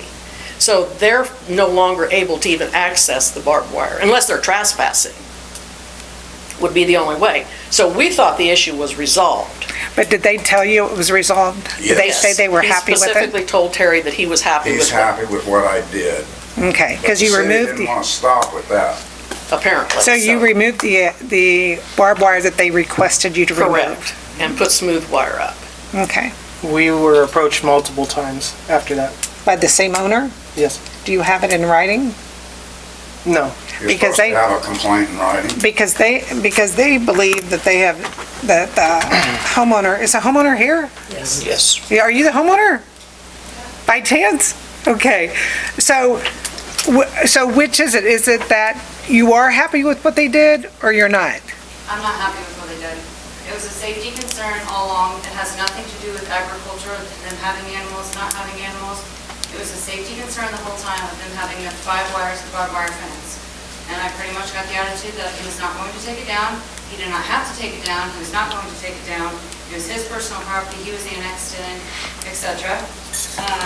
He told me that on the south side there is a barbed wire fence. He said that if my kids were trespassing, that maybe the only way for him to keep them off of it is to put an electric fence on to keep them off. And that, of course, worries me that you would even remotely say that to children. Well, Yes, you did. You absolutely did too. You said you would put an electric fence to it.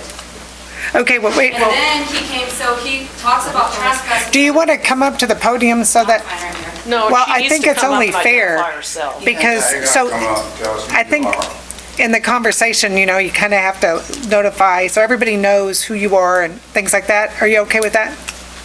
Can you yield the podium to her? Yes, that'll be fine. So just go ahead and give your name and address and, Jill Fredericks, 1307. do you want to talk in the, okay. Step aside then so I can Thanks. talk. That'd So- be right over top of me. Thank you. So you're the adjacent property owner? Yes. Okay, and so you initially filed a complaint? I called the city and asked what you can do about it, if you can legally have it in the city limits, and I was told no, that you cannot. They researched one day and they thought it was just something with animals, and then they came back and they found something else that you cannot have it. It is against city ordinance to have barbed wire in town. So that's my understanding, that it needs to be removed. Okay, so they did remove some of it, but not all of it, or? Right, there's still barbed wire going all the way from the north side down to the south side. Which is adjacent to your property? Yeah, there's a smooth wire in front, and then there's a barbed wire there. And he talks about not trespassing on people's property, but when we were gone at my nephew's first communion, we came back, and he decided to chop a whole bunch of our trees, which means he had to have been on our property then to come chop them down. You could see those pictures. Butch Smith came out and took pictures of the trees. He took pictures of even the grass clippings. There's massive amounts of grass clippings. My husband's asked for him to remove those also. He says he keeps them for his garden. I seen you were out there today, so I'm sure you've probably seen all the grass clippings and the fence yourself. Yeah, well, he showed me the grass clippings. I don't know if we have a law against grass. Rank gas. We have something, yes.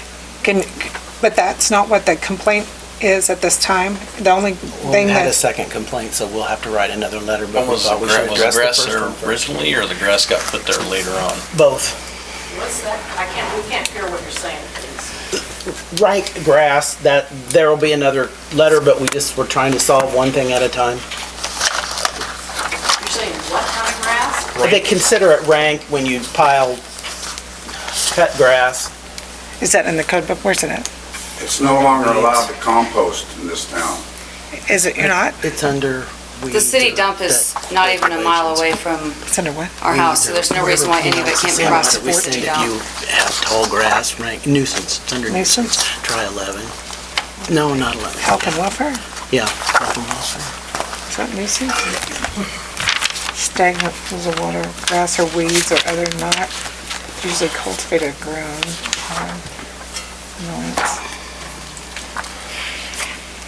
One of them says rank grass, I don't know which one it is somewhere in there. Or anything you throw in a public place or unoccupied place that is a nuisance, and I suppose if it smells, it's a nuisance. What are you looking under? 8-201. I don't know if that's the right. Anyway, let's stay with the,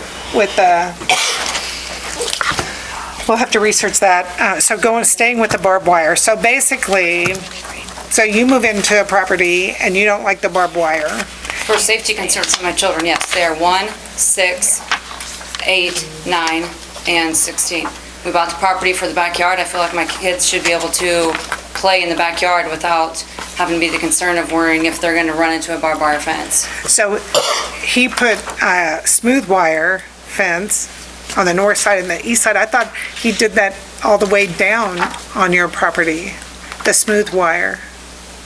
And then there's still some going from north to south. If it's against city ordinance, it should, that part should still be taken care of also. So you're saying it's not the one that's adjacent to your property, it's the barbed wire beyond your line that you're upset with? I think Beyond your property. both should have been taken care of. One side has been taken care of, but it's still against city ordinance of having barbed wire in town that I think he should take it down. And it's gonna be, I guarantee you, it's gonna come back up with the Hartley Ridge developments of all those people that are gonna be building fences back there. They're not gonna want the barbed wire fence if houses start getting built back there also. Well, that barbed wire fence is on Hartley Ridge property. Yes, that's not our fence. So that is Hartley Ridge, so they'd have to take all theirs down. Well, then they can, I guess, receive a letter also. So, and then the city would have to take down all our barbed wire fence. I mean, if we're gonna hold a landowner in compliance, the city has to be in compliance, so we would have to change all our city. Or we could change it so that it applies to abutting residential areas. Like, as an example would be out around the lagoons, doesn't And seem. security. Yeah, I mean, Yeah. that's a security That's not situation. right. But don't we have, It's not the city limits? don't we have a fence around the, dog pound, the water building? Is there a barbed wire fence around there? But there's barbed wire fence around the cemetery? And Dale's dropping. On the north side. He already knows, he's taking And What? maybe the airport side? Just the airport Probably. And he's Just the dropping airport. They'll take care of it, won't you? Between They are taking the it, cemetery and all that. They're yeah. taking it out? He said they have no need for it. Yeah, They it's I just don't gonna- think it's Time that to good. roll it up. I don't think it's that good. expense. Well, I have to go back to the point that if you are gonna ask one person to put down barbed wire, take down barbed wire, you have to go throughout the whole city and include the city. If there's an ordinance, it probably ought to all come down. Yeah. Or, as was presented in here, there were all these other cities that declared and omitted that portion of the code.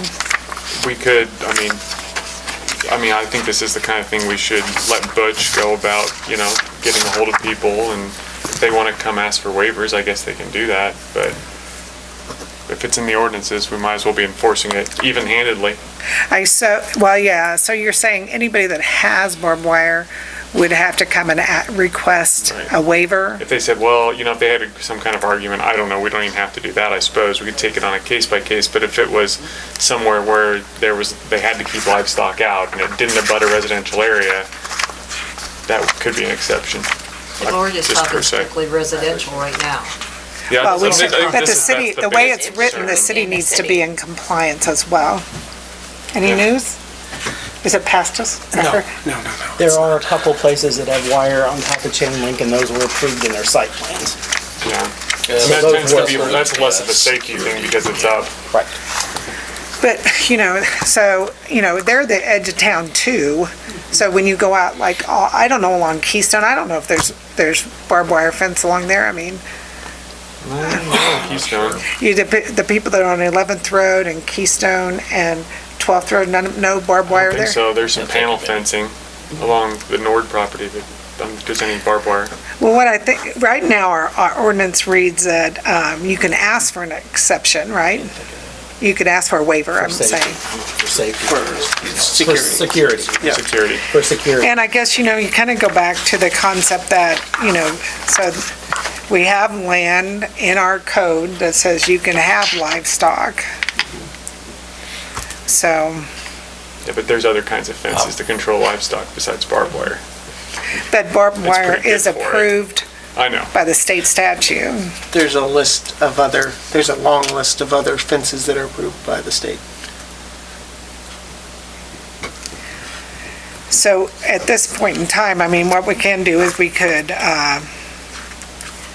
ask everyone to come in and request waivers we could make a big Give them a time announcement. frame for compliance and say if you want a Waiver, you can have a waiver. this is your time frame to come ask for that waiver. I wouldn't say if you want a waiver, you can have a waiver. I would say Come ask. come ask for a waiver to be evaluated by the zoning administrator for safety or for security purposes. The other thing is so let's say if it's between two property owners, who's, Am I gonna be able to speak again? so who's gonna decide if it's a dividing line, That's up to the owners themselves, because in reality, the state says you should each have a fence next, you should have your own fence, but it allows for property owners to make an agreement to say, we're gonna put a fence so here. let's just say the Hartley Ridge development. So you could have Hartley Ridge, and you guys are adjacent to Hartley Ridge, could both come in and ask for a waiver for the fence that's there? That's what you want? It's whoever owns the fence. I'm just saying, I think we ought to go home and come back tomorrow. I would think Hartley Ridge would just get rid of it. I'm sure that was there before they got You guys are uncomfortable? I'm a little uncomfortable. I would entertain a motion to recess till 7 o'clock tomorrow night. It's over us right now, so if we 7 leave right o'clock now, we're tomorrow just night? gonna be in said to stay in place. it. Yeah, it's over us right now. I just looked at the radar. We've got vehicles outside, is it? Yeah. It's I don't have a garage and I've got it insured. Okay, so recess till tomorrow night, 7 o'clock. Is there a motion? Is there a motion? Second? Is there a second?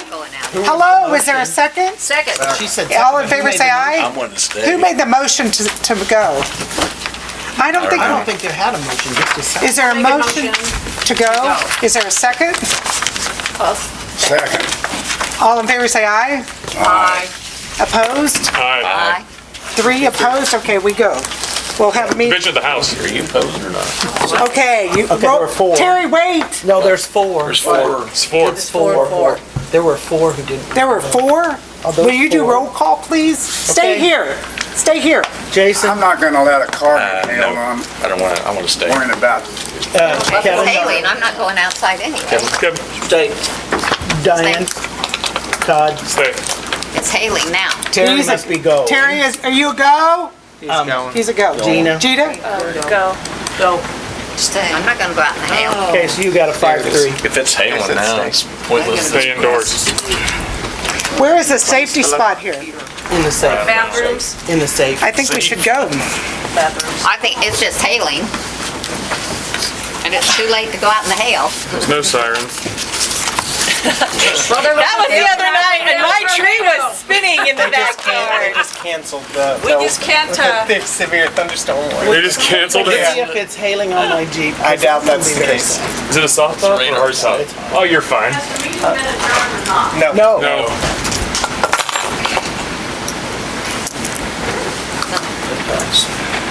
Okay, now I can go back. You said stay, Darlene? Yes. So it's 5-3?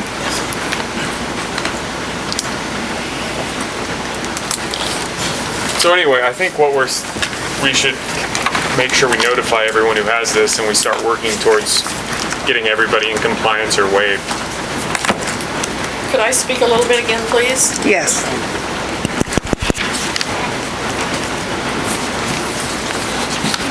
I just would like to reiterate the fact of how unreasonable it is to have livestock zone property that the city gladly annexes in, and then turn around and tell us we can't have a livestock Kansas approved fence. Now, I realize that we could spend tens of thousands of dollars putting up a panel fence or this or that, but barbed wire is one of the most effective fences for livestock. Something else to bear in mind, and I don't know whether our neighbor is aware of this, but we have a lot of animals and wildlife in our area. That fence actually deters the wildlife from coming in. So you feel it's a I'm safety? grateful that we have the barbed wire. We have seen a number of wildlife animals. I'm not going to try to scare people, but we have a lot of wildlife in our area. It's a deterrent. It is also a deterrent from people coming in. There is no public access to the area where we have our fence. The police cannot patrol the backside of our property. There's no way to get to it. So we do have a legitimate argument that it is for protection as well, but the most logical point is that it is for livestock. That's why we bought the farm. We asked to get annexed. The council was tickled pink to get our property annexed in. They raised no issue. They had a duty, if we were not in compliance and we had to do something to become in compliance, to get annexed in, they had a duty to inform us of that. They did not inform us that we were not in compliance. They made no issue. To wait for 15 years to raise an issue, to me, is unreasonable. Were those houses there? What houses? Where Lynn Mayer and her house, were those all there? Lynn Mayer was not, but the other three, it was Cost, Clo, and Gonzalez. Those homes were there, yes. They were there. But like I say, the barbed wire fence does not go up against their property. Yes, there's a barbed wire fence, there's a timber area in there. It's a wedge shape. Our actual property fence is just one single smooth wire that runs along where our actual property line is, because we wanted to have it marked, because there are survey pins in there. But the livestock fence is to the west of that, on the west edge of the timbered area, and then on the south line of our property. But again, nobody can access that property unless they are trespassing on us. That's the only way they can get to our fence, is if they're trespassing. We have the fence because we have livestock. We don't currently have livestock, but we've had livestock most of our life. And that's why we, if you decide that you absolutely do not want barbed wire in the city, that will be your decision, but then you must enforce it uniformly. You cannot just single out one person and say, we're going to take your fence, require you to take your fence down. That's called selective enforcement. I agree with no-no. that. You can't do that.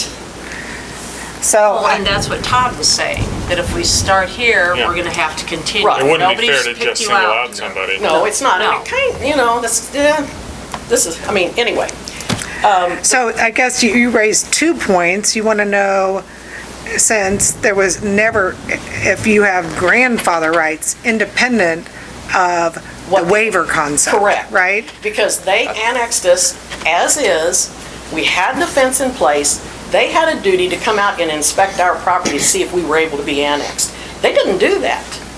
There should be some element of responsibility on the city's onus also. To wait for 15 years and then raise the issue, quite frankly, and I'm being very honest here, Terry and I, 15 years ago, Terry and I would have went out, removed the wire, put up a different wire ourselves. Now we're going to have to hire it done, and it's going to be fairly costly for us to do it. The thing is too, you're right. I mean, it should have been addressed 15 years ago. Absolutely. But this is only gonna get more as Hartley Ridge and other places build out. We're only gonna see more of it because it's taken apparently that long to build out some of these annexed areas. I mean, I don't like to name names, and I wasn't prepared to name names, but Hartley Ridge has barbed wire, their entire fence is barbed wire. I know. I'm tickled it's there because it helps keep the deer out. It doesn't keep them out exclusively, but it certainly helps. And I've given up tulips every year because of the deer coming in my front yard eating up my tulips, and I don't like it. Now, I realize that doesn't keep them out completely, but it helps. And I think when you go to some of these other properties, they're going to be in the same situation where that property was annexed in. I know And is several going to ask the question, well, you annexed us in as this, can't we be grandfathered in? So I guess we need to make that decision. Which, when I did the research, one of the things, and Austin mentions a number of things, I wanted to know, what does the code say? What are the rules? This is the part this fascinates me, actually. It's interesting that this is under the public offense code, which is actually a criminal code, rather than being under Chapter 8, which is health and welfare, like weeds, junk vehicles, nuisance in your yard, all these kind of things. It seems so bizarre that this would be part of the criminal code.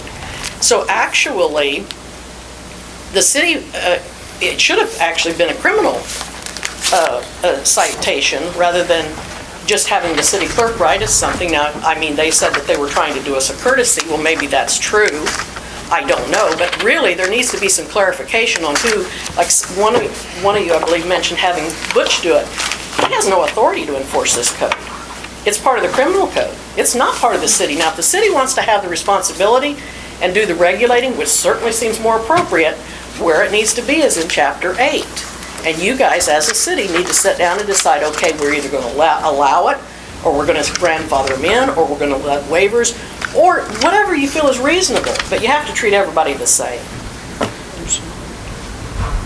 It really does make more sense. And when I also started researching it, I found a number of rural, small towns that have deleted it. And I would assume, I didn't contact any of them, I just did the research online, but I would assume it's strictly because, I mean, it was interesting that many of them, it's just they omitted that one particular offense in the public offense code. And I assume it's because they're rural communities, and they probably got all kinds of barbed wire fence in their town. Yeah. So you could just take that approach. You could also take the approach that you will allow an exception for people that are zoned agriculture and or are allowed to have livestock, which would only be agriculture land and RR. Those are the only properties that are allowed to have livestock, which there aren't that many. However, the city is one of the, I mean, most of the properties of the city are actually zoned Ag 1. So it would actually cover those. So you'd be actually putting yourself in compliance as well, so. Anyway, I just would ask that the council, first of all, I'd like for the council to decide, was our fence grandfathered in with our property? That's a real simple yes or no, and you guys have to decide. I don't know. So the fence existed when you bought the property, when you were annexed in? Correct. I'm sorry, when you were annexed in. And it had been there for several years. Pardon? Yes, we did, but yes, we'd owned the property for several years before we got annexed. And we did erect the fence, yes, that portion of the fence. Yes. I can see Jill's point about wanting to have, when you got little kids, and we're gonna have more kids hopefully, and we're gonna have different, housing divisions coming in. So this isn't gonna be the first or the last that we're But that's why going Terry to- was very quick and he did not argue at all. He went down there, it was on Easter Sunday, and he took the fence down when he found out that there was children there, and he removed the fence and he put up smooth wire there. And he did speak to the gentleman, and he did say that he was happy with what happened, so. Well, so there's just a smooth wire on the one side and a Correct. smooth wire on the other side, but then inside on your property is the barbed wire. We still have a livestock fence, yes, we do. But is there a wire fence, a single wire fence all the way around along their property Yes. before the barbed wire fence? Yes. It's a property line fence, it's just one single wire. That's what I was gonna ask you, if it was right on the property? On the property line, where the. But it's not the, but it's not the barbed And then wire your barbed fence. wire is like a behind few it. feet? Quite a few feet. It angles. It's quite a few feet.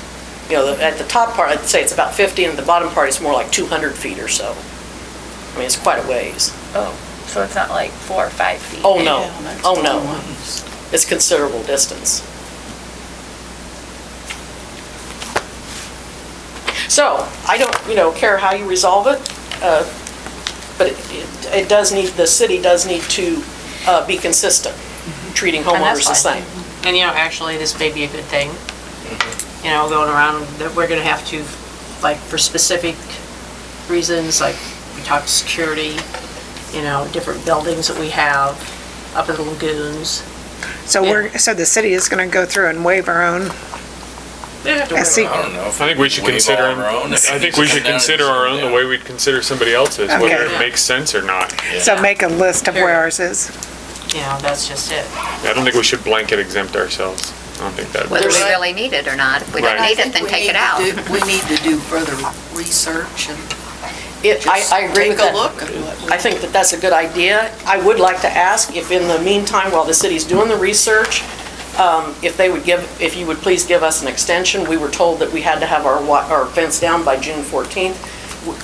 Would you please grant an extension of maybe 30 days or 60 days or whatever's reasonable? Well, until we this is probably resolved? should extend it 30 days beyond whenever we decide what our action's gonna be. Okay, whatever you feel is So appropriate. I think, I think that would be fair. Once we make a decision on how we're gonna deal with all barbed wire in Marysville, then give them 30 days from that point to do whatever corrective action they need to. Is that, everybody shaking their head, is that a consensus of council? Yeah, that sounds reasonable. So at this point in time, how do you want to proceed on, making the decision on whether to grandfather in property? Do you want to do it on an individual basis? No, we don't grandfather anything very often. Whenever we create a new ordinance, we're usually trying to eliminate a problem. And I think our code actually states that you can't maintain it, correct? Which means if it was there, you can't keep it. I mean, that basically says that it's not grandfathered in. What are you referencing? I think our ordinances regarding barbed wire fences that you can't maintain, install.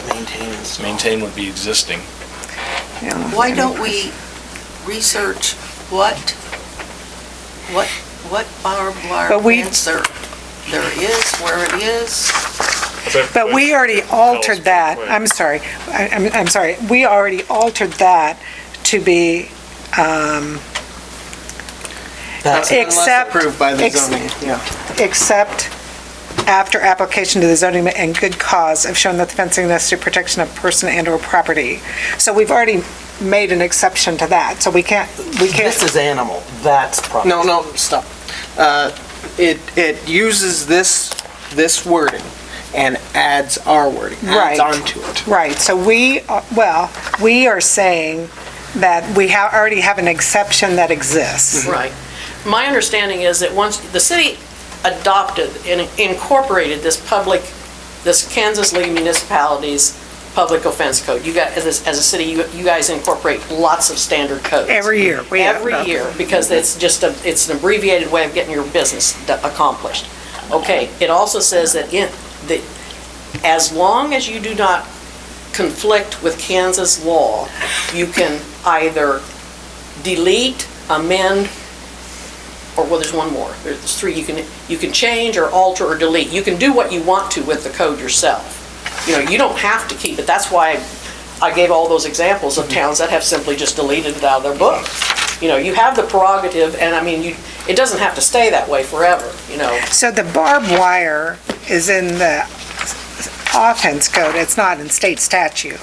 That's correct. Okay, so we adopted this offense code, standard offense code. Correct. And so, which was published by the league, which isn't necessarily a state statute. That's correct. Okay. So then we took what the league gave us and amended it. Yes, and my thinking is that the league prepares these codes primarily with urban cities in mind. We are a rural community, and that's what I'm just going back, but I am going back to it. We're a rural community. If you want to annex in properties that people have livestock, why wouldn't you embrace that, of allowing livestock and having a livestock fence? I mean, that just makes sense. Or we shouldn't have that zoning ability. Or you shouldn't zone for it. And you know what, to be honest, if we didn't have that zoning, they might not have annexed in. We never would have annexed in. I mean, you have to be honest, you have an option. So Our if highest we, priority was our livestock at that time in our life, and, the city accommodated us and annexed us in, and everything was fine. But if they did not want us to have the fence, they should have told us that we had to remove it, and then we could have made the decision. We will annex in, or we will not. We had options available to us. We didn't have to be annexed. So it just seems kind of unfair to come back 15 years later and now tell us that we're not in compliance with the city. So, thank you for your consideration. I hope the storm's passed. yeah, I think it is. I was ready to bolt. So will there be something? So how are we going to proceed, you guys? So we have the three questions on, whether to grandfather, whether to allow it on ag and rural residential, or just to stay as is and require other people, everyone to present a waiver. Those are basically our three options. Did you see here in the code where it says barbed wire fences and electrically charged fences shall not be permitted for animal confines? That's for small animals. It's not for, It just says animal confines. It doesn't designate what Yeah. size of animal. In fact, earlier on in that part of the code, it talks about large animals as well. which one are you referring to, Austin? This is 2-220. That is specifically about cruelty to animals, and later in the chapter, it talks about what and defines livestock as large animals. Kansas law says you will confine livestock. But it doesn't say you have to use barbed wire. It does not say you have to, it says you are permitted to. Right, but you're Correct. permitted to use other fences as well. That's correct, but it doesn't mean that you can't put a fence, or you can't, it does not mean you cannot put a barbed wire fence around livestock. Kansas law says you can. Unless a local ordinance prohibits it. I don't think they can. Oh, there's Not a on lot of things. Not on livestock. I There's don't- there's quite a few things where we kind of leave, the state luckily leaves a lot of the jurisprudence to municipalities, I think, but I haven't ever seen one. I'm not saying it couldn't happen, but, the cruelty to animals, obviously, you don't want to use barbed wire with a dog. That would be cruelty to animals. That's what it's there for, that statute, or code? Oh, that's under the 220? With Yes. animal confine shelters. A pasture, I don't believe is considered a confine. So, well, thank you. You'll let me know what you're gonna do, I guess. Yeah, maybe, not. I'm not sure where we're at here. I would just like to know what our time frame I know is. we have extended, that was a consensus of council Oh, to okay. extend you 30 Yeah, days extend. beyond once we make a A decision. final decision? Yeah, Okay. so- Maybe this is something you want to confer with your attorney about, I don't know. Okay, thank you. Thank you. So how do you guys want to proceed on this? I think we need to sit down, gather together our information, where it started and where it's been amended, and make our decision on that, on what we have for our ordinances, and not just shoot one out here and shoot one out there. We need to sit down and go through them, and then make that decision, get them together. That way, you know, we can make a decision. And whether we want to do it individually or just do it across the board. No, we don't want to do it individually. We want somebody to bring back, so, I guess, what So would this fall under? what committee do you want to have a look at this?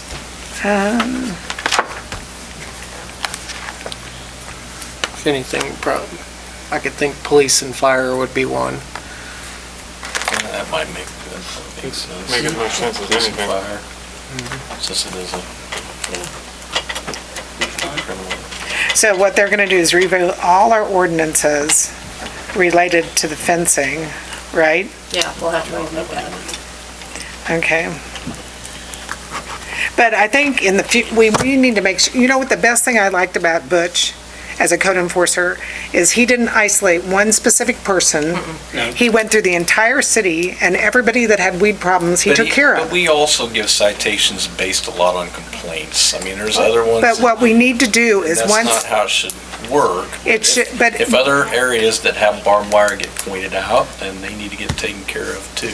And I but we guess need that's to the point. remember It needs to that be treated fairly. we need to not isolate a specific person without realizing other people that have barbed wire. This is my, and, you know, we have to be consistent. What's that? Flash flood. Flood. Flood, okay. Has Well, to be and high that's- ground? That's Inside fine, the and, levee. and they shouldn't feel like they're just, you guys, you're not just being picked out. It's not like we sat here and thumbed through some name and said, oh, he's got barbed wire, let's get a hold of him, you know? It just, the situation came up, you know, none of that is going on, and now we've moved forward to work through the situation. And I think what should have happened is, when it was brought up, it should have been brought to council, the situation exists, and instead of you just take it up on yourself to go send a letter, I'm not sure you had the. What should not have happened would have been people coming up to the city hall and threatening to sue employees and things like that. I don't think that happened. Yeah, How do you know that happened? I do. Well, Jason, if you make a comment Not to like that, share you better everything that I know, substantiate it. But I'm just saying, it should have gotten brought in front of council instead of trying to work around. A council member shouldn't have any more pull than anybody else. I agree, but For a they shouldn't be council like anybody else isolated, does. but they shouldn't be isolated any They more than shouldn't. any other person. No, So why they do you think shouldn't. they're being isolated? I want to know that. Why do you think they're being picked on? Because we They're have the first person. There was a They're the first complaint, person. and they weren't in compliance, and it got brought to our attention. There's all kinds of things that we dig, that there's a complaint about something, and then we dig up a code and go, oh, you're not supposed to be doing that. We do it all the time. That's why we hired Butch, because we had codes on the books that weren't being enforced. All the stuff that Butch is doing is stuff that was on the codes. We had a code for it, and it wasn't being enforced, and we hired him to go around and Enforce look it. and find these violations. Before that, it was pretty much just a case by case. Some person didn't like the problem, called the city hall, and then it got dealt with. And what we could have done is had Butch go out and look at other properties and say, does other barbed that's wire fine. And if exist? there's Wait, other I'm places- talking. Okay. Does other barbed wire exist in the city? You know, we need to do some research before we go to the point of sending a letter and telling you have 30 days to take down barbed wire fence, not knowing what other barbed wire is in the city. Madam I'm Mayor, sorry, what? Madam Mayor, I'm not sure if Mr. Barnes is referring to something that either myself or my husband said. Is that true? That's what I heard. Well, I don't believe you heard accurately then, at all. You guys weren't coming down to City Hall and asking for information and just constantly bugging people You know about something, this Mr. issue. Barnes? I'm entitled to information. You are entitled to Now, just a information, moment. but... Yes, Okay, I am. Go ahead. I wrote, after this letter was received by us, I did research for several days. I could find no information specifically about how this process worked. I wrote a letter to the city clerk who wrote the letter to us. I asked 5 questions. We sent the letter, we waited for several days, and we did not get a reply. We came down to City Hall. First of all, Mr. Richardson was out of town for a funeral. One of the things that I requested was a records request. It specifically says the zoning inspector grants those waivers. Due to the fact that Mr. Richardson was out of town, we waited, which it was still within the 3 days to comply to get the records. That was on Tuesday afternoon. When we came down, my husband and I went into Mrs. Holly's office. We visited with her. She said there were no waivers on file. She gave that to us. I asked if they had answers to my questions. Cindy says, no, I don't. Then Austin came in and visited. Eventually, Dave came in and visited. I asked Austin. He said he didn't have the answers either. He didn't say that at that time. They didn't act like they knew the answers. I asked him if he could give it within 24 hours, so Wednesday afternoon, that I could get the answers, and he said he would try. I came back down at 4:30 on Wednesday afternoon because I wanted to be able to meet the deadline for Thursday at noon to be put on the agenda packet if it was necessary. I went down at about 4:40 on Wednesday afternoon, walked into Mr. Austin's St. John's office, asked him if he had a letter for me. He said, no, I don't have the answers. Now, I'm entitled to get the legal answers. How is this enforced? Where is the code? Who's supposed to do it? Butch Smith is the code enforcement officer. He is not legally able to even do this. You guys at least need to know what it is you're doing. And we have every legal right to know that also. You have a right to know that. Yes, we do. But please don't start saying things that are not true. I'll tell you how I look at this. And like here a couple years ago, somebody turned me in because my house was blighted. And you know what I did? I tore down my house. I didn't come up here and ask for an exemption, and I didn't drive around town and point out the 20 other houses were as bad as mine, because I sit on the council and I've got to set an example. And I've got to just show everybody that if I'm willing to pass an ordinance, then I'm going to abide by it myself. I'm no different than everybody else. I don't get any special treatment. I'm not going to go and ask the staff for special treatment. I'm not going to do that, and it shouldn't be that way.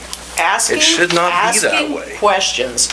Where is this in our code? Now, you feel that I'm not entitled to that answer? You're entitled to an answer. Okay, he told me he couldn't even give me the answer. The So answers my that I've next seen step- is against the city's ordinances. And I am entitled, when for 15 years we were annexed in and the city never said anything about it, and then to come back and say that we have to remove our fence. I just want to know, is everybody else going to be in compliance as well? I'm entitled to know that also. It has to be uniform. That's absolutely correct. And the only way for me to know if there's other properties that have barbed wire, actually, is probably to drive around and look. That's fine. Okay, well then why That's are you fine. criticizing me for it? You should have been able to get an answer the day you came in of whether there's something in the documents that says no barbed wire fence or whatever the ordinance was, should have been able to be given to you. That's true. It should have been there, True. available. So, I think everybody needs to just take a breath and look at this. We're not asking for preferential treatment. I just want to know what the law says, and I want it to be reasonable. There is this one thing that should happen when laws are written, is they should be enforceable and reasonable. That's not asking too much in this country. Thank you. Thank you. So we will send that to the committee. All right. I'm not aware of any notices or hearings or We have no consent agenda, that's unusual. So the next item is the appropriations ordinance. Move to approve appropriation ordinance 3699. I'll second it. Did you have any comments? Anybody have any comments? Well, let's see, I usually mention the large items. Transfers for budget totaled $68,950. Was payroll of $45,350. Blue Cross Blue Shield, $39,700. I just had one comment, and I sent the question to Austin. The transfer to the general fund every month previously was $37,499, and I asked him why the transfer was reduced to $34,000. And he said it was related to the sale of the land for Kramer Oil. So has that money been put in there? Because I didn't see it in there. The $50,000 check has been deposited into the general fund, yes. Into the miscellaneous revenues of the general fund? I'm not sure exactly which line they put it in, but yes. I would guess that would be the best place to put it, yes. So, In May. In May. so you're saying that you're going to reduce, so you put the $50,000 into the general fund, and then you're going to reduce the transfers in From the sales tax from the fund. sales tax fund? Yes, by $25,000. Well, yeah, the problem with that is, I mean, we can always underutilize our transfers, which I understand that, but then comparing year to year, it's going to look like we really didn't use that, but it's a one-time sale. And I guess I would have liked to have known that other than having to ask you that question. If you're going to make a decision on how to change transfers, we as a council have decided what the transfers would be. And if you're going to change that, I think you should bring it before the council. Okay. So are you guys okay with, so he's reducing the transfer about $3,000 a month from the sales tax fund into the general fund because he put the $50,000 from the sale of the Kramer land in there. Are you guys okay with that? Yeah. Okay, but in the future, when you make a decision like that, I want you to bring it to the council and ask if we're okay with that, or at least put it in the highlights, right? Okay? All right, prior to this appropriations ordinance, all right? Right. All right. Does anybody else have any questions about the appropriations ordinance? Roll call, please. Oh, wait a second, wait 1 second. Here comes Boss. Gina. Go slowly. Yes. Pipia, Yes. Graham, Yes. Hughes, Yes. Fry, Yes. Schroeder, Yes. Crom, Yes. and Barnes. Yes. 8-0. All right.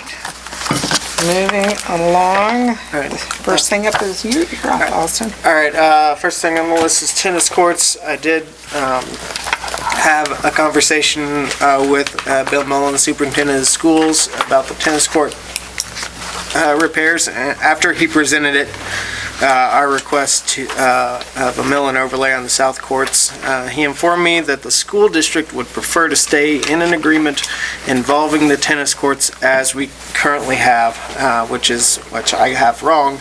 It should be $19.50 twice a year.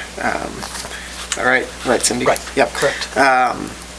The current agreement is set to expire in 2020. Superintendent Mullins said the school board felt that the fix that was proposed is a temporary fix, and they fear we will just have to fix the problem again in another 5 years.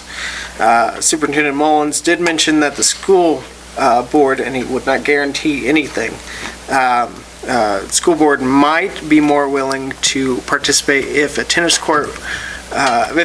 courts would be moved from their current location, where new location would provide less worry about foundation issues.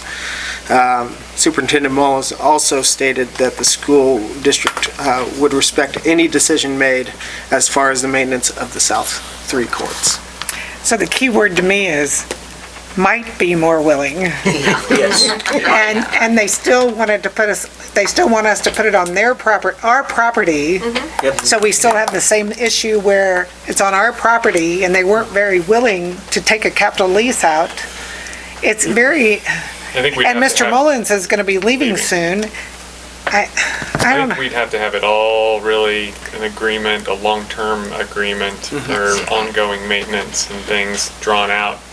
I don't If know we where ever they're put new talking about. courts? I know it was kicked around years ago to put it up at the old UP dorm site. Yep. Because that's almost the only natural Flat spots that's flat there. spot that's got a good base. It's not moving, it's on city property, it's mostly unused. But the school wouldn't be as nice for them to use up there. I assume that's what they mean though. They've got no property. But then we would, yeah, he made it clear that they didn't have property, right, Austin? They weren't suggesting any of their property. Yeah, and so, but I hate to give up that parking at Lakeview because we use that upper north Yeah. area for parking when they're crowded, when they have ball tournaments and stuff. You know, the only thing I'm thinking about, I'm just thought of this, and you guys might think I'm crazy, but I guess we could put courts down on 7th Street corridor over there. It's flat. Okay, I'm only trying to think of flat land. You said flat, somebody said Sure. flat, and I'm thinking, It's got a good base under it it. has a base. But, so I don't know how you guys want to proceed. I mean, the south courts, you know, I remember, I think when I got on council, they were not unusable, the south courts, and they left them that way for quite a few years. And also, the north courts, we should do something to improve, just to, I personally don't have a problem fixing the north courts. But I'm like Mr. Mullins, I have a real problem sticking money into that south court.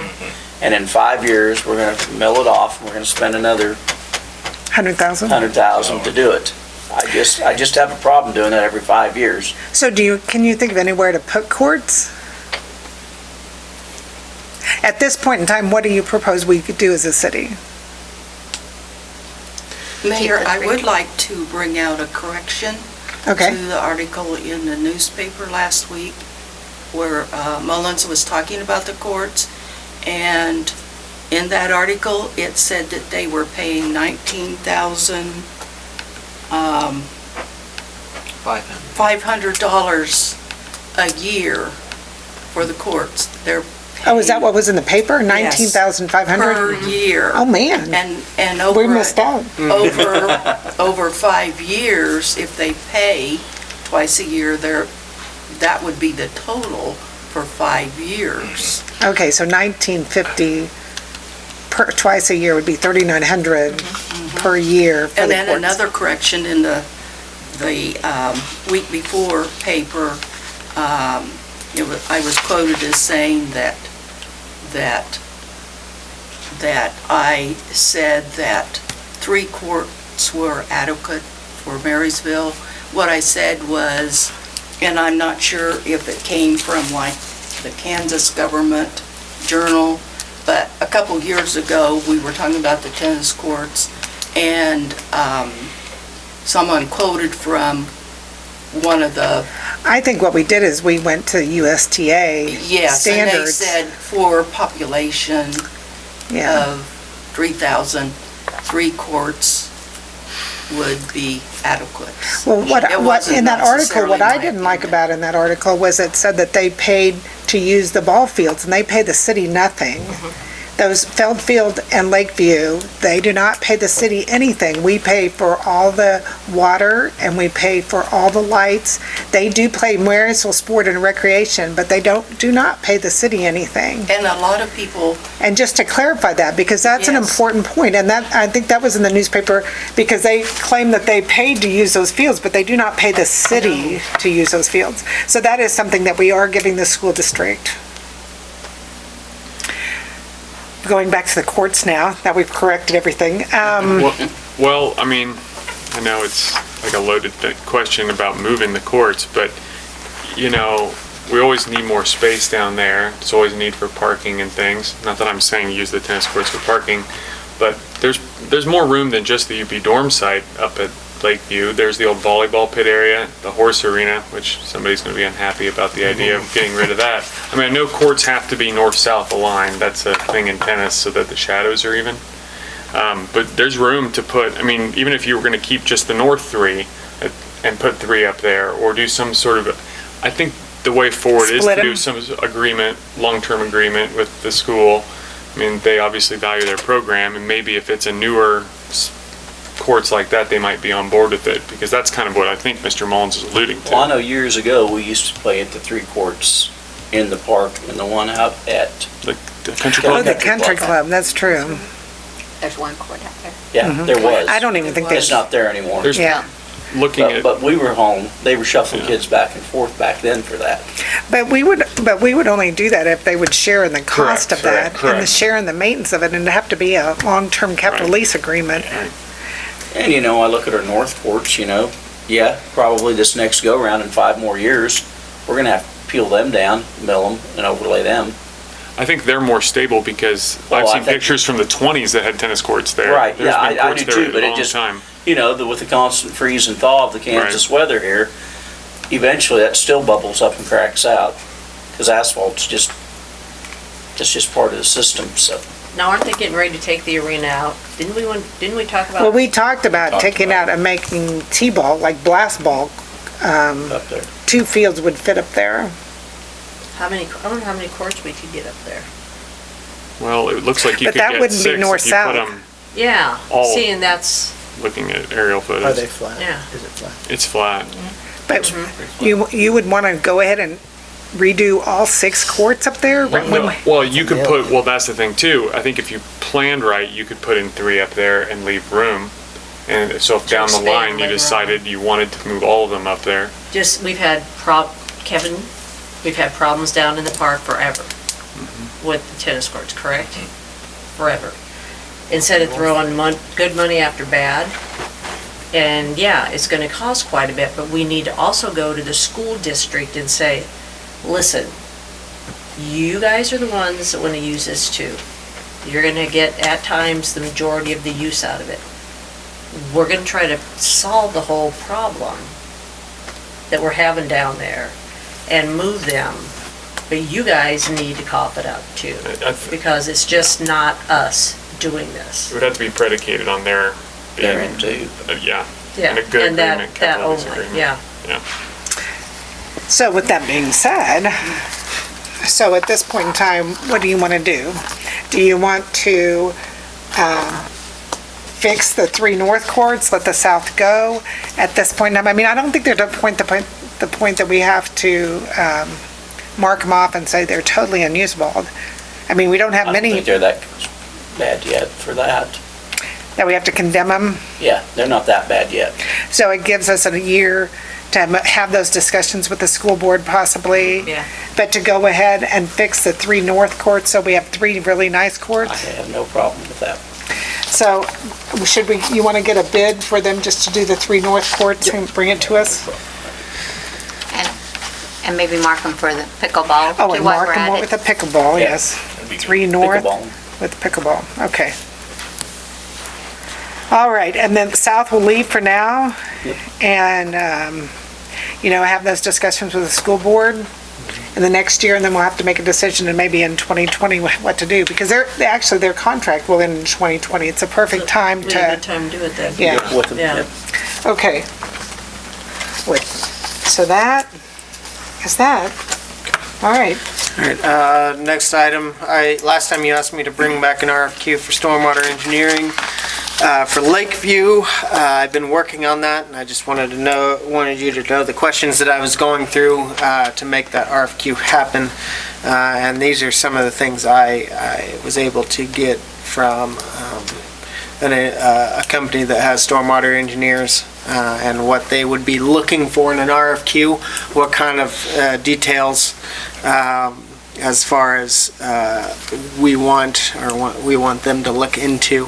The first one is what level of storm are you looking at for water carry, and he said anywhere from 10 to 100 year, and he goes, obviously, 100-year storm, nobody's going to be at the complex, so you're not going to be. Well, it's not at the complex, but the water can still be there. Nobody's going to be playing. It will be, but a 100-year storm is huge. Well, that's what Yeah, we're but in we've right had now. several 100-year storms here in the last several years, so I mean, that's the problem. Yeah, and we don't want to put storm drainage in for a 25-year and wash it out the very first year. We would look foolish.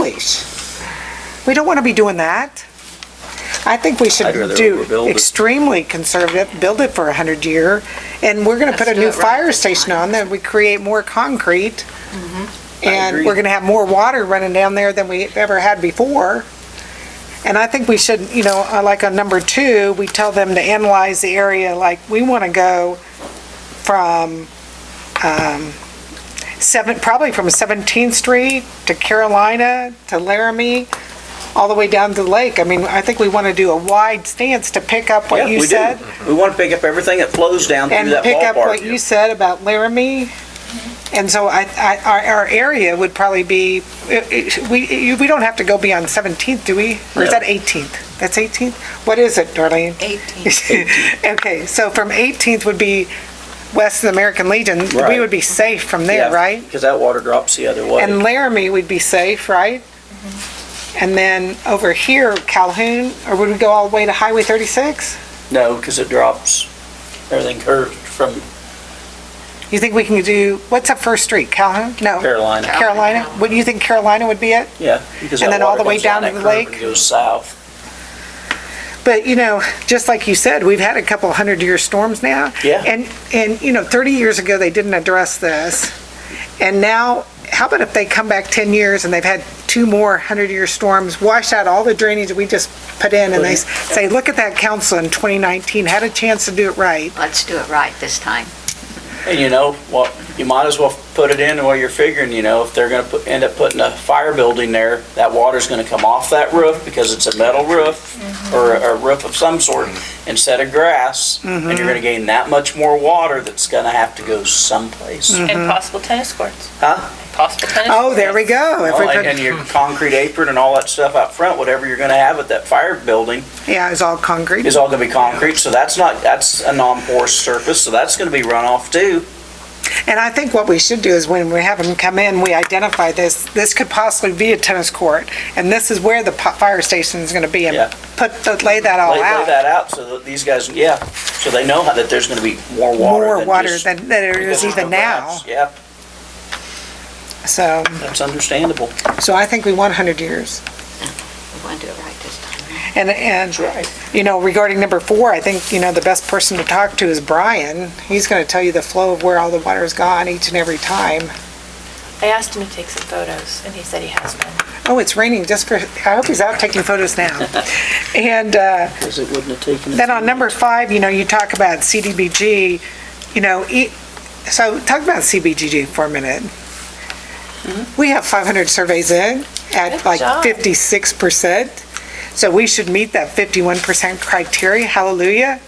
And so the question is, and I just sent an email to Emily because on the information I got, it showed that we were sitting at 42%. So to increase 14% since the 2010 census, I'm like, how are they off so much? So I asked Emily to confirm that the 42 number was the number that she thought we were sitting at, because the CBGG website is kind of complicated, and I don't know if we're gonna have to substantiate that. And I told her that, I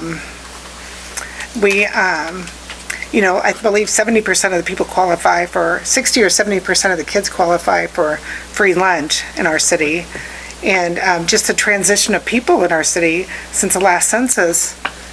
And also I told her, I said, those people that I knocked on their doors, probably 80% of them would not have filled them out if I hadn't knocked on their doors. They would have kept throwing them away. So I thank Darlene for helping me. I thank Diane for helping me. I thank Vicki Gross for helping me. I thank Sammy, Heather, and Deb for me interrupting their work on a constant basis to get this thing, to get the 500 in. We still need 4. So those 4 people out there know who they are, and please bring them in. But, so we can continue on. But with that being said, when will we have access to any type of funding? We apply in November, I believe. So I think we need to go with this, not using CBG for the engineering side, and then possibly if we can use it for the stormwater improvements, but we need to go ahead and get this started. Do you guys all agree with that? Does that answer your question on number 4? 5? But are you asking that we need to make do the survey so that they can use the information That if we was the question. possibly? Yeah, that's the question.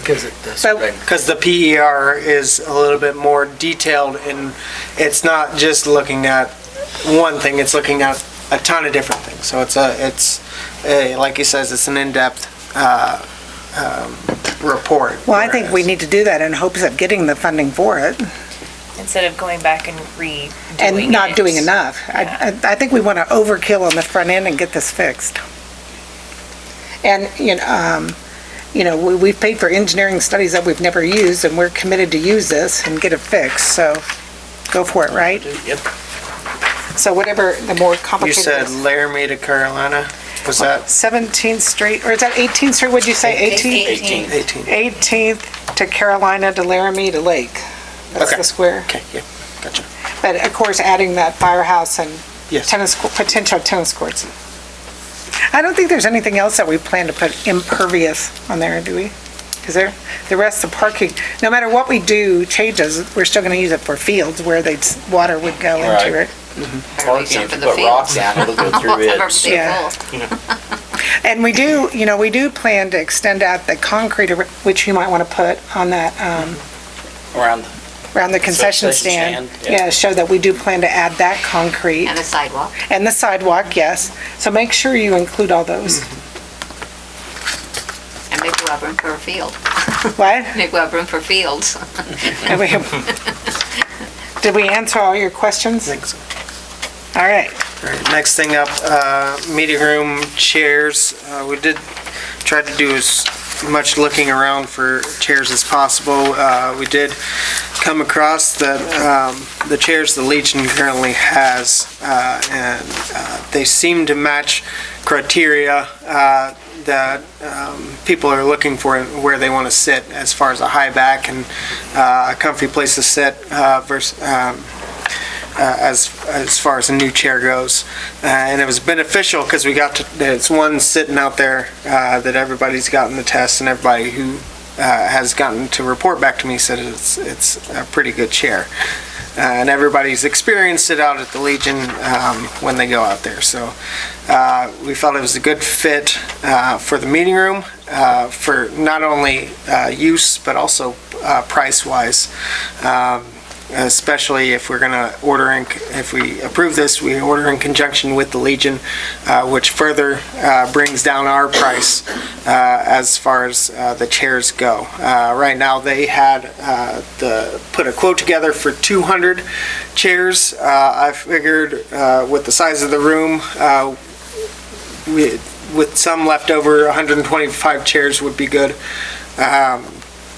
And the Legion, the Sons of the Legion said they would order 100 more on top of that, bringing the cost of freight down. Currently, for 200 chairs, it's $480 for freight for the 125 chairs. So if they said if you order more on top of it, it only goes by the number of chairs, not the type, not the color. The freight could come down on that. Can I ask a question? Yes. Why do we need new chairs? Because these we've had to weld together and keep them going. How often does that happen? That they have to be welded? Well, I could go find some that. I don't. Dale would have to tell you how many times they've had to fix them. They are uncomfortable. I mean, I say this as someone who's spent a couple hours in them. Right. And workshops. Workshops, exactly what I'm thinking. 4 hours. We said 4 hours. No, this was a part of when we went to budget this. This is one of the things that we talked about, replacing the chairs. They are original from the 70s. Yes. Was that orange? Was that popular then? It might come back retro. Maybe. But at least I felt this was a good time when they were still functioning for us. They could function for somebody else to pay us for them. You'd think what, purple wave them? Something like that. One of those options to sell them off. I guess the other thing is you want to do the other improvements in the meeting room that we had planned and see what money's left. You feel This is what I felt, the chairs were the most expensive portion. I figured it would cost $5,000 for chairs. That's why I upped the budget a little bit in our budgeting process was chairs were coming out expensive, $5,000, $6,000 for chairs. The other improvements, the new TV, a new projector, hooking that all together,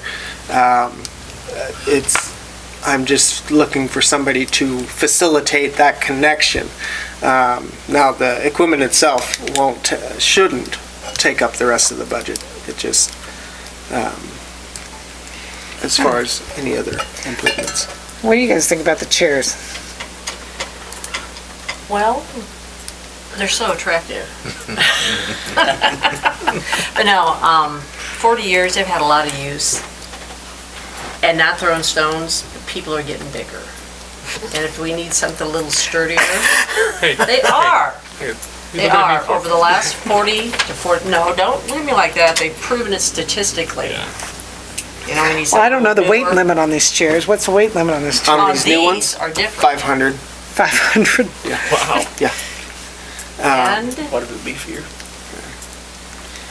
you know, I mean, it is what it is. And if they're welded, these legs and stuff, you know, we're gonna be having a meeting and it's gonna be boom, and it's like, oops. I've never seen them go out, any blow out Don't though. see it. I think they look remarkably good considering they're that old. I know, I'm just thinking, sitting here, I have never seen anybody, all the years, have you ever seen anybody fall out? Not on one of these. I have. Were they tipping back? I'm not, I mean, I think they look And I've nice seen with legs the, collapse out from underneath of them. They just fold. Oh, my. I'm not Well- sure I like the navy color either with the real leather. Yeah, I was trying to figure out the navy. I guess there is a navy fleck in Look there. at these Well, we chairs. have, Well, Yeah, but these are Yeah. good ones. I'd like to consider new council chairs. While we're on. If we have, at that point in time, if we have some money left over in the budget, I figured, the way I set it up was to improve this out there so people could come in. I don't want to really rival Landall's conference room, but I want them to feel and come in and go, okay, I can work with this equipment. Whereas right now they come in and go, okay, do you have this hookup? Do you have that? And you have that. The intention of the people who built this place and donated the money was to have a shared space that we give for free to the citizens and nonprofits to come in and use. And I want to bring that up to date. So chairs were one of those things. I think there's two different items here. One is updating the audio visual to make it more conducive to use, and the other one is if you want to do the chairs.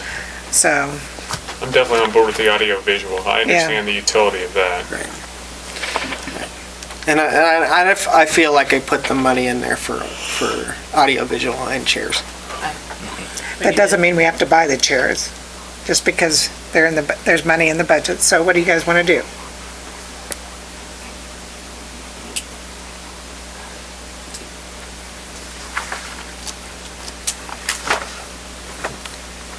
I make a motion to go with the audio visual or look into audio visual and table the chairs for a while. The Legion did say that they're just going to go ahead and buy the chairs then, regardless of what our decision was. Well, that's okay, because we're only That's talking fine. 480 of freight, so. So you prefer not to proceed at this time with the chairs? Does anybody, there is no motion, so, right, to proceed with the chairs? So I guess we'll wait. Go ahead, but the consensus of the council was to go ahead and improve the audio visual. Is that the consensus of council? Proceed with that? If we're gonna send him off to do it, we need to make sure that it's not a waste of his time, right? So you guys all want to do the audio visual of the room? That's what they want. All right. Of course, I'm the one that's had somebody leaving us during the storm, so I want to make sure I got everybody's head shaking yes this time, correct? Okay. All right. Moving on. Next one up is it was on the Country Club Lake Aerator. We originally talked about putting a fountain in out there. After doing research, a fountain I mean, you could get a bigger, better fountain and all that, but the fountains are really good for 6 feet deep locations and more constricted areas, not 8-acre ponds. So I kept doing the research and putting it all together and found a company that puts these together to consult with, and they put a recommendation for an 8-acre pond, and that is the AirMax aerator, which is designed to infuse oxygen into an 8-acre pond. And like I said, These little plates, what do they do on page 78? You set them on, you basically set the system up, drag the plate out that's attached to a hose to the designated location and drop them. And they sink to the bottom? They sink to the bottom. It's a weighted air hose. The plate is weighted and it keeps it upright. So you drag it and drop it into its location. I think you even have it turned on when it's going down, so you can see where it's going. So as the water drains into that and it infills, will it stop working? The air should push everything out of the way. And when you get down to this location, I might be concerned about that when you get to the north, but to the south, it should keep itself clear. Can you see bubbles so you know if it's working? Yes. You will see the bubbles. So it's just like tiny bubbles, it's not like... It's not like erupting out of the surface, but you can definitely tell it's there, yes. So little bubbles at each of those spots. So if it's buried, we would know? Yes. What's the plus side of doing this? We don't have to clean up a massive amount of dead fish when the pond turns over. So are we making a mistake not to dredge this first? I know, you brought that up. Well, you see, I think we're kind of put the cart before the horse, and I know he hasn't been able to find a grant. But it's a small Band-Aid over a bigger problem, because the construction's not going to stop. It's going to continually heading on down to the lake, and it's just going to build and silt up at the bottom, which it has done. And all of them end up doing it at some time or another. What do you mean construction? I'm sorry, I'm not... Okay, all the homes, your new home is right on the waterway down. You know, you're turning the dirt, the rain comes. Oh, you're saying that feeds into it? Oh, Okay. yeah. And that's my point is, it would be really nice to be able to get it dredged out and then put this in. Right. And that would be, in my mind, the proper way to do it. Get rid of the biggest problem, get it dredged out, and then put this in, which that would extend it. Right. So how much does it cost to dredge it?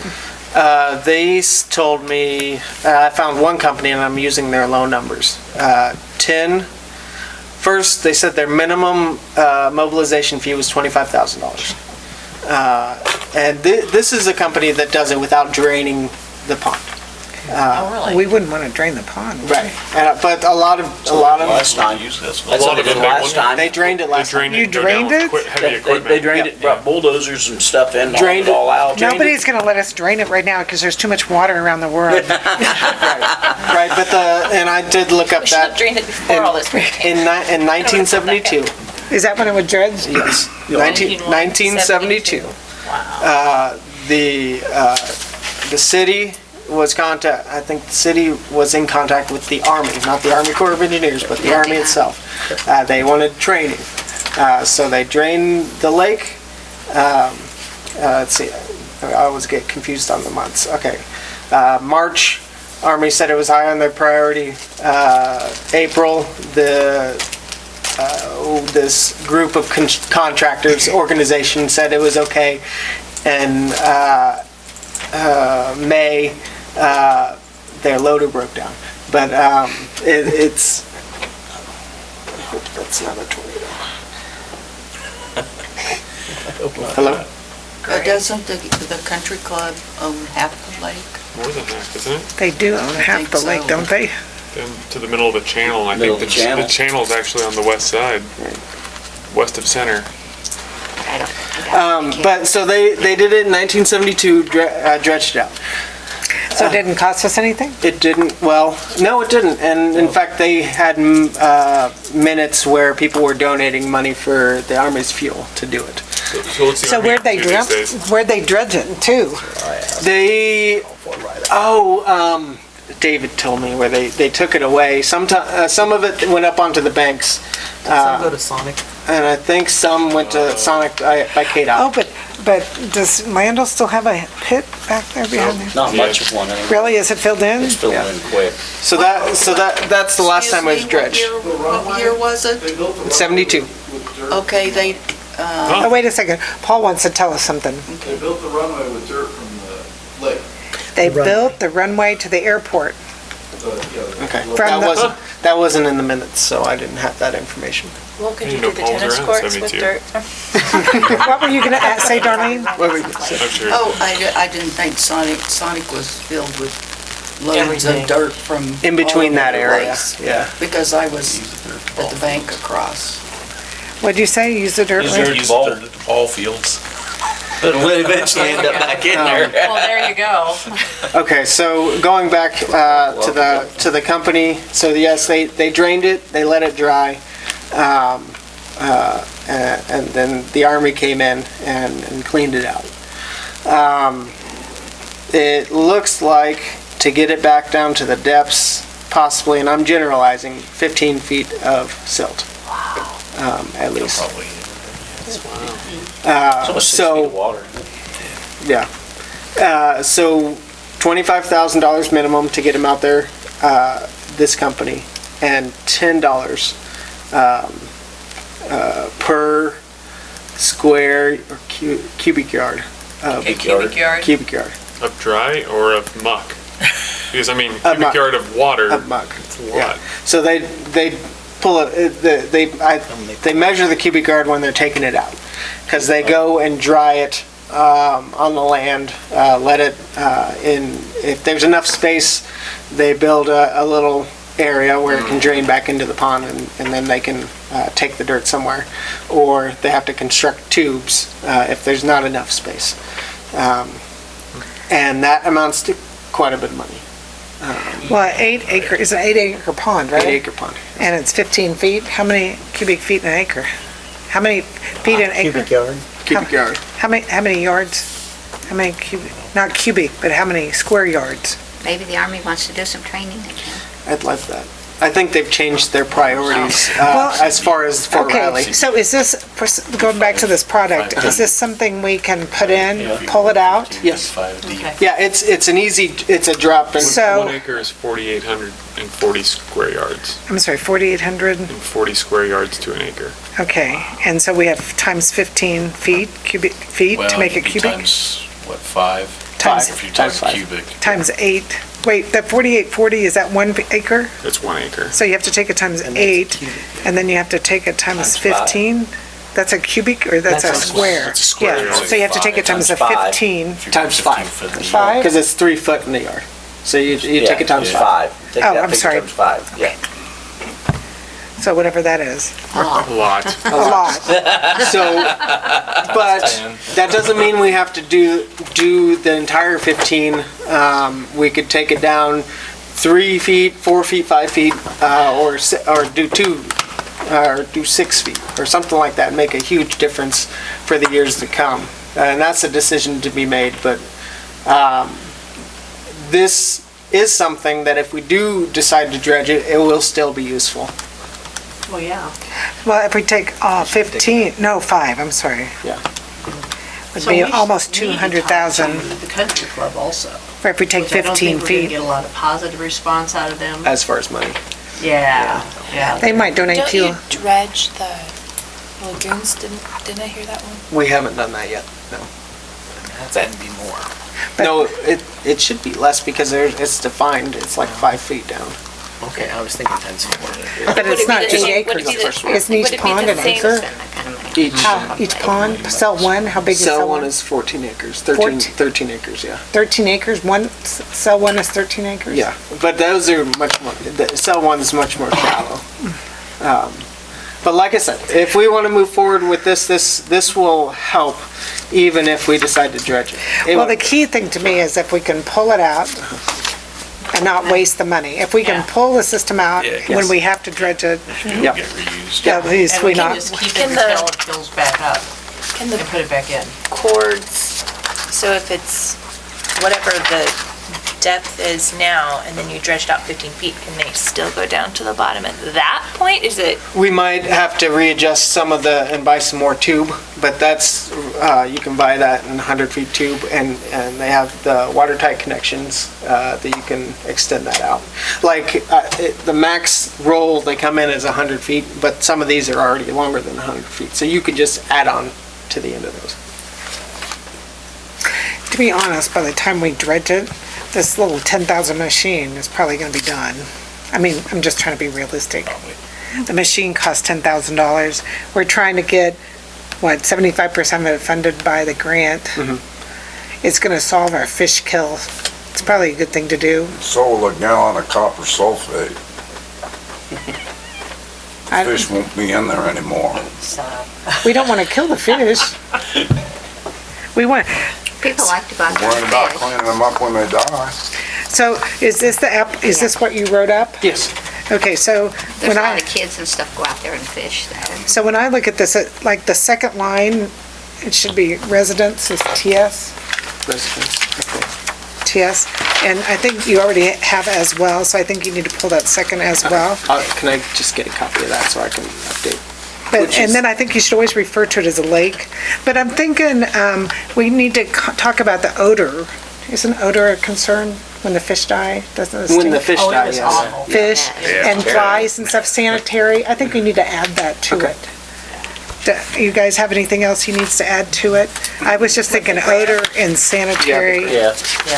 And I thought that this one paragraph was a little repetitive of these, so maybe you can add odor. Okay. So do you want, I'll take a copy of that if you don't. you want me mind to talk to you about this? Revise this? Or do you want to bring a revision to this? You want to, that. It won't be enough time. This is. when does this have to be in? June 1. Oh, Quick. But, Okay. no, if you want to come and talk to me, we can make some updates. That's okay. I just think we need to emphasize a little more of the problem of the dead fish rather than they just die and the fishing aspect. Yeah, if anybody, again, walking the dogs, and I couldn't even get my one dog to go down the hill. Because it stunk? Oh, They were, oh, we were yeah. out canoeing one of those dimes. They were about that wide all the way along the south and west edge of it. It was bad. Did it attract flies too? Oh, yeah. Flies? Okay, we'll put some good stuff in there. Not just the bad stuff. 4 or 5 times? Should be 3 or 4. I just noticed. Okay, thank you. What, 4 or 5? What are you talking How about? many fish kills? Oh, Several. several? Okay, so we'll work on that. I guess I'll come in and talk to you about it tomorrow. We'll make it, or you can make another shot at it. Anyway, so I guess we need to make sure, we have to go ahead and approve this with maybe a revised needs and benefits, but basically to go ahead and apply for this grant. I think, Move to approve. Go ahead. Second. I'll second it. any further discussion? We've talked about dredging. We'll do that again another time. Yep. Okay, all in favor say aye. Aye. Opposed? 8-0, all right. All right, next one is, the small cell ordinance.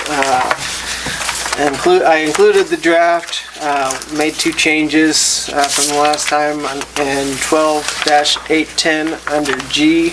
I took the color, go away green and replaced it with, flat non-glare gray. Under K, I changed the minimum height from 15 to 16 feet.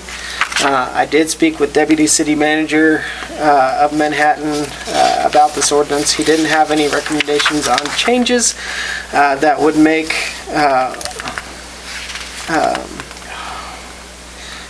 they would make or problems they have encountered. So they didn't have anything to bring up. He did say that beginning in July, state and federal government was taking the capability of cities to use franchise fees from wireless service providers, not allowing cities to do that. The city of Manhattan is working on an ordinance that will implement a right-of-way permit that will be required anytime work is done in the right-of-way, effectively replacing the franchise agreement. They don't have a fully formed ordinance yet, but are working to have one done by July. And just a little information on small cell and 5G. It's the next step for wireless companies that are looking to increase bandwidth. Basically what they're doing is creating a small antenna that they saturate the neighborhoods with or cities with to create a better signal for them, a better, faster signal. It is like setting up a wireless router for your neighborhood. This is different from their previous method of setting up a few large cell phone towers for miles of territory. Those really large towers, I forget what, a couple 100 feet high are their normal go-to, but now they're looking at these to implement. The federal government has basically said that the only thing we can regulate as far as small cell facilities is aesthetics of the antenna. This ordinance is designated, they're designed to do just that. I guess I'll open it up to questions, comments, or anything like that. Does this ordinance allow people to put them in their backyards? This, does it limit no, it? this only talks about right-of-way. So it limits where they can put them on the right-of-way? Right. But can they approach anybody and put it in their backyard, somebody's backyard? Yeah, I suppose so. A tower. Question for Not you. this doesn't talk about towers or anything like that. The new sections of town, let's say Park Place, Debbie Lane, those places up there. Right. There are no towers because everything's underground. Right. What do they do in places like that? They, it talks about implementing new poles, new metal or fiberglass poles that are hollow in the middle where they keep the for aesthetics, keep all the wires on the inside. There are no governing aesthetic policies in the city of Marysville, as far as I know, where you can't have poles or anything like that. So that was part of the reason they went with all the underground to get rid of the poles and stuff. Right. The poles is on page 90, that new and replacement poles, and it says cannot exceed 30 feet, but I'm just trying to think, if somebody's in their backyard, would you want a 30 feet what's our requirement?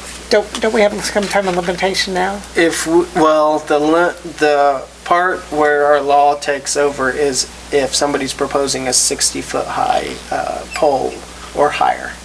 So that's what ours reads now? Yes. So here we're saying it limits to 30 feet? For small cell, yes. And we can't do anything about that? I don't know on the height there. I think we should require a permit, such as Manhattan's working on. Right. Anytime it's street or alley right away. Right. Well, they'd have to get a permit to put a pole in, wouldn't they? Right now, no. That's done via franchise agreement. Does this include easements, or is it just alley right-of-ways? It's. Because I saw it in here saying something about easements. I was just curious. It talks about I think it talks about utility easements and street and alley right-of-ways. Or right-of-way, yeah. But if somebody wanted to put one in their yard, would they have to get a permit?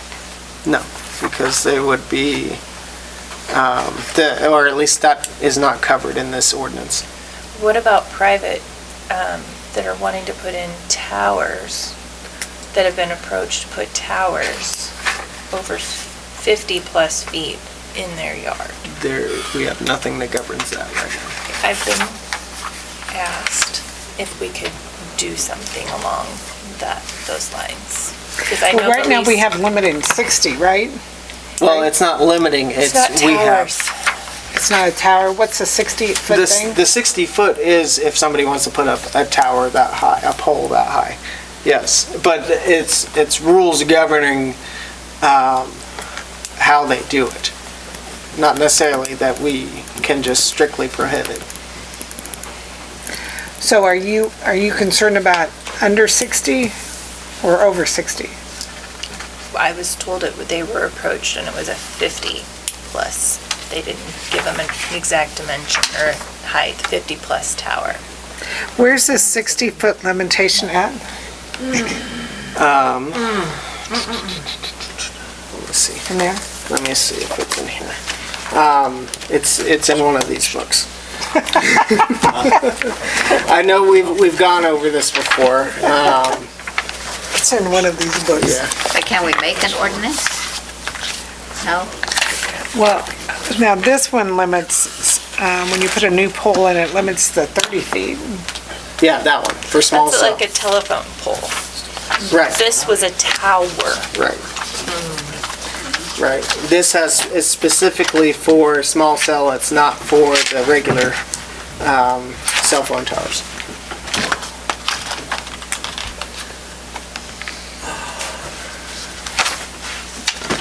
Let's see.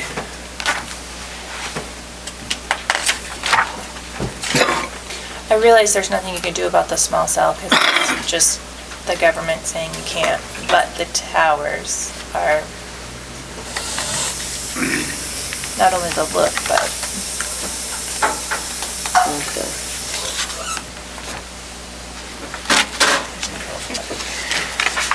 I know this was a question back when we talked about it. Communications towers, greater than 60 feet in height. The requirements of these regulations shall not govern any shortwave. Okay, that doesn't apply. So what is that under? I'm sorry. Yeah, go ahead. What's it under? It's under, it's, What this section is, are you in? this is supplementary regulations. Supplementary regulations. Yeah. So it's. So it's saying what now? So, yeah, it just says, Greater, so they give exact data required. So does this mean they can go over 60 feet? they can go over 60 feet, but they have to abide by this. Everything below 60 feet, we don't have any rules for.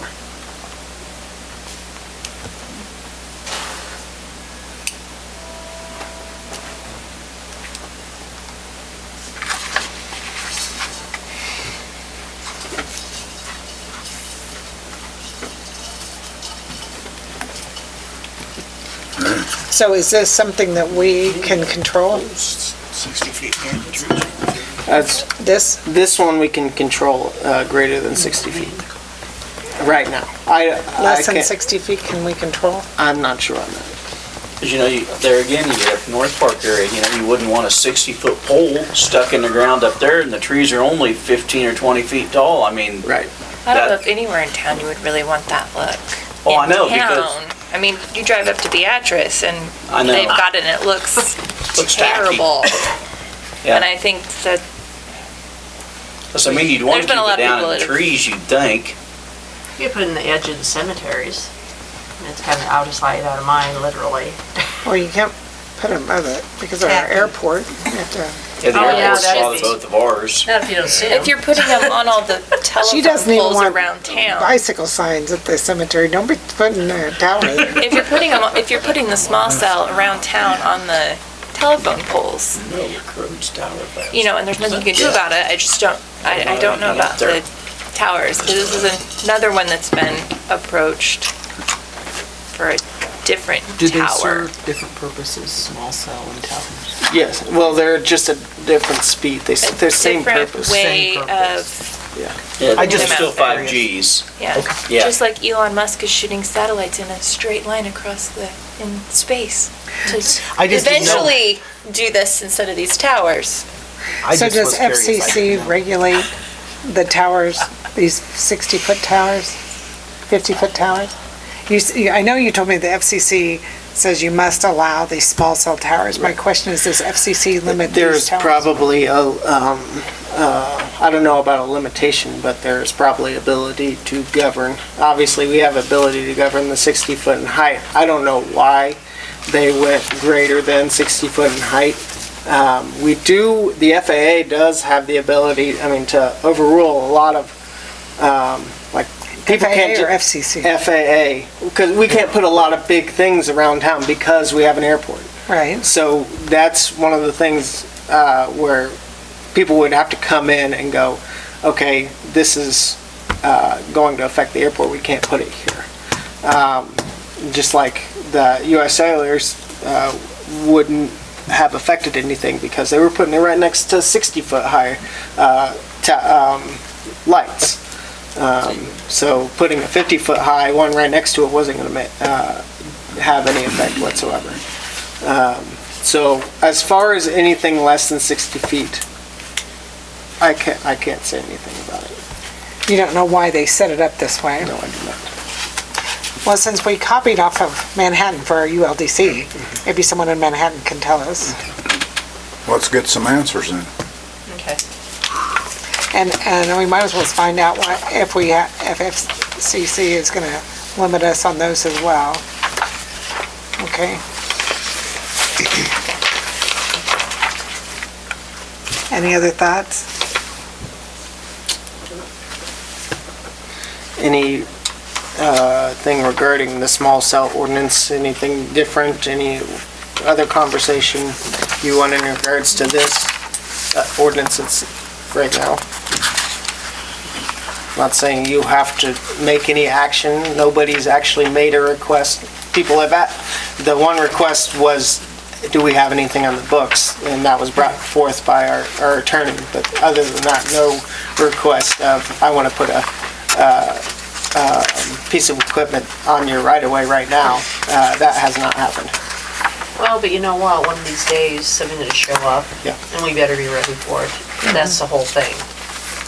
So, because... And we know it's coming. Yeah, exactly. We might as well be prepared with the do's and don'ts. Do you take any exception to what's in this ordinance? Gina? Well, Yeah, thank you. But there's nothing you can do about the small cell. There's just not. The government, cell phone companies are in the government's pocket. The other way around. Yeah, the government's in there, Yeah, well. They donate a lot of money. Well, I think we should go ahead and figure out, get worried about the large tower too. Yeah. Yeah. Yep. Now we can just take care of it all at 'Cause once. I know of at least 3 cell phone companies that have come in and talked to different people in this town about 50 or greater cell phone towers. So, I mean, it's to private entities and individuals. So, I I'm guess just saying. we better get that done. Yeah, we better get it. Because otherwise you're just gonna have cell phone towers popping up all over. And it's, I hate to say that, but it's gonna look like Beatrice. Can we do something like a Band-Aid one until we get this? Can we put in just we can't put anything in until we get an ordinance? Is that an ordinance? An ordinance for Like ordinance. something can't be put Pass in the ordinance and until, then make the amendments to it. Well, I think it would be, if we can govern 50-foot or the regular cell phone towers, I think it would be something different than what is the small cell. This is specifically designed for the stuff they're gonna stick on Westar poles and that. I think we may be able to change the small cell ordinance, but I think it would probably be a completely different section. okay. And like I said, I'm not pushing for you guys to approve this tonight. If you want to read it one more time, I think we'd probably be in good shape and think about it. like I said, nobody, and I hope no cell phone companies are watching this, but nobody has approached us to go. And the minute they do go, I want to put this here, there is a ticking clock on it. That is the converse to this But whole even thing. if it's a private person, a resident? No, this is only to do with right-of-way. Okay. Yeah. So that's my point. Maybe we should put something out there that we can't put these in until we figure out what the height regulations or whatever is. You think we can pass a motion I'm just to restrict small towers? No, maybe not even small, just Towers, towers, general. because I don't, Yeah. That they have to come and get a permit or come to the not if it's a council? private residence. Huh? Not if it's a private residence. I think a lawyer would have to answer that question. Why don't we get rid of, start using some of these shall, will, and can words instead of think or maybe or hum and haw about it? Let's get some answers before we start talking about it. That's all we're doing is spending time talking about it. I know, but we haven't gone specifically after the only thing we've gone after, we haven't gone after these towers, we've only went after small cell, right? We haven't really had that major discussion on the taller towers, have we? Am I missing something? Nope. So, I don't think you can make a motion that you don't know if you can legally do. How about that? So I think our best choice is to have Austin pursue it and find out why we have that. And you can go ahead and draft something up once you find out for the next meeting. But I don't think we should make a motion that we don't know is legal. And then follow up with Manhattan with their draft of their permit too. Right, they give me a preliminary what their talking points are, but they don't, I'll keep checking with them on their ordinance. So we're gonna have it for the small and the large tower. Or maybe two separate. I'd probably envision two separate ordinances. Okay. That's just my thought right now. I don't know if we can make it into one. No,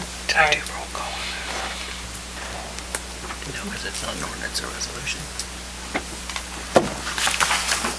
Okay, so going back to ordinance 1874, what do you guys want to do?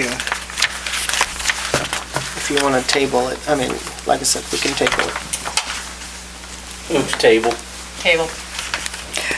Wait on it. You're a second Second. to the next meeting? So when we find out more information about small tower? So we have it till next Or meeting. complete for both. So in Okay, case we have to so table expand for first. another one. All in favor of tabling to the next meeting? Say aye. Aye. Opposed? 8-0, okay, so you bring it back. I don't think we had any revisions to it. Okay. Now we're going to call Craig up and ask him to kind of research it and ask for him to be at the next meeting then or something, Right. or how are we gonna go about this? I'll send it to Craig. I'll try to find out why. There's got to be something specific. why Yeah, it's this book 60 was foot. written for Manhattan and revised for Marysville, so Manhattan knows why it's in there. So we just need to get somebody in Manhattan to tell Or us. if we can make it less than that. I'll follow. And plus, this was written in, how many years ago? And it might have changed since then, why it was written that, it was written in, revised in '01. So they might have changed since then anyway. 15 years, that's a long time. All right. Next one up, I put in there, finally, lots of staff time doing the code book changes. I included a list of changes that brings the code book up to date on how the city operates today. This does not make any major changes in law. It just adjusts to current operations. If there are changes, and I'll caveat that with, the list does not include the ordinances that I've already submitted and will submit that have been approved. So those aren't reflected on this list. This is just cleaning it up? This is just cleaning it up, which the city code makes the changes to our code when we submit ordinances, so that doesn't apply to these changes. So can we leave those and we'll vote on them next week? Right, I would have to bring an ordinance to approve all But I this haven't stuff. gone through and looked at all that. So, It's way too much work. yeah, I know. I did not intend to have a discussion on this. I just wanted everyone Have to it see available for us. yeah, the Okay. changes in the code book. All right. When do you want to readdress that, though? When do you want us to have it looked at it by? Next meeting, we're already busy. Let's do the next, At least a month from now, yeah. yeah, let's do it the last meeting in June, Right. so that we don't have too much next meeting. Yeah, June 24th, okay. Okay. So hopefully we'll have a month to read it, look at it. Okay, Budget workshop, I'd like to have the budget workshop Monday, June 17th. That's an off Monday. I said 5:15. I've already been approached by Todd saying he wouldn't be able to make it until later than that. We could probably push it to 5:30 or I'd probably say 5:30 just to give, because we'll sit down and eat and And you'll we be usually there in never time. really get Yeah. officially started anyway till later, yeah. So if we go 5:30, give a little leeway for that. Is everybody okay with that? Yeah. yeah, so you're gonna have the full budget at that time? All right. And then the next one, I wanted to know, I didn't stop thinking about this. 11th Road, 12th Road, and Keystone meeting. I'd like to have the meeting with the residents of the above roads to talk about improvements on Thursday, June 13th. This, at 6 PM, this would allow further discussion to happen, and if any guidance comes from that, I can possibly include it in the budget for the budget meeting as well. I hope to have all the answers regarding funding options ready for that meeting and have it out to the council before this meeting happens. But I wanted to keep this thing rolling, so we had the discussion to keep going. So, you're inviting people from the township board? What are you doing? As of right now, I don't know if we can, the intention was to invite the people that we could assess if it came to that. And right now, I don't believe we can assess anybody outside the city limits. But they can agree to be assessed. The township board could agree I to. don't know about that. Why not?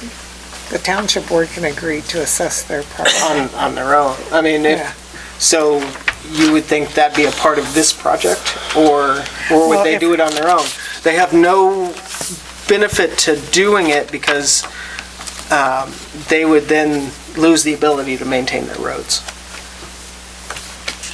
That's the only thing I can see for town, as far as township goes. If they improve anything beyond a gravel street to an asphalt or a concrete road, they don't have the equipment. So we would have to take that over.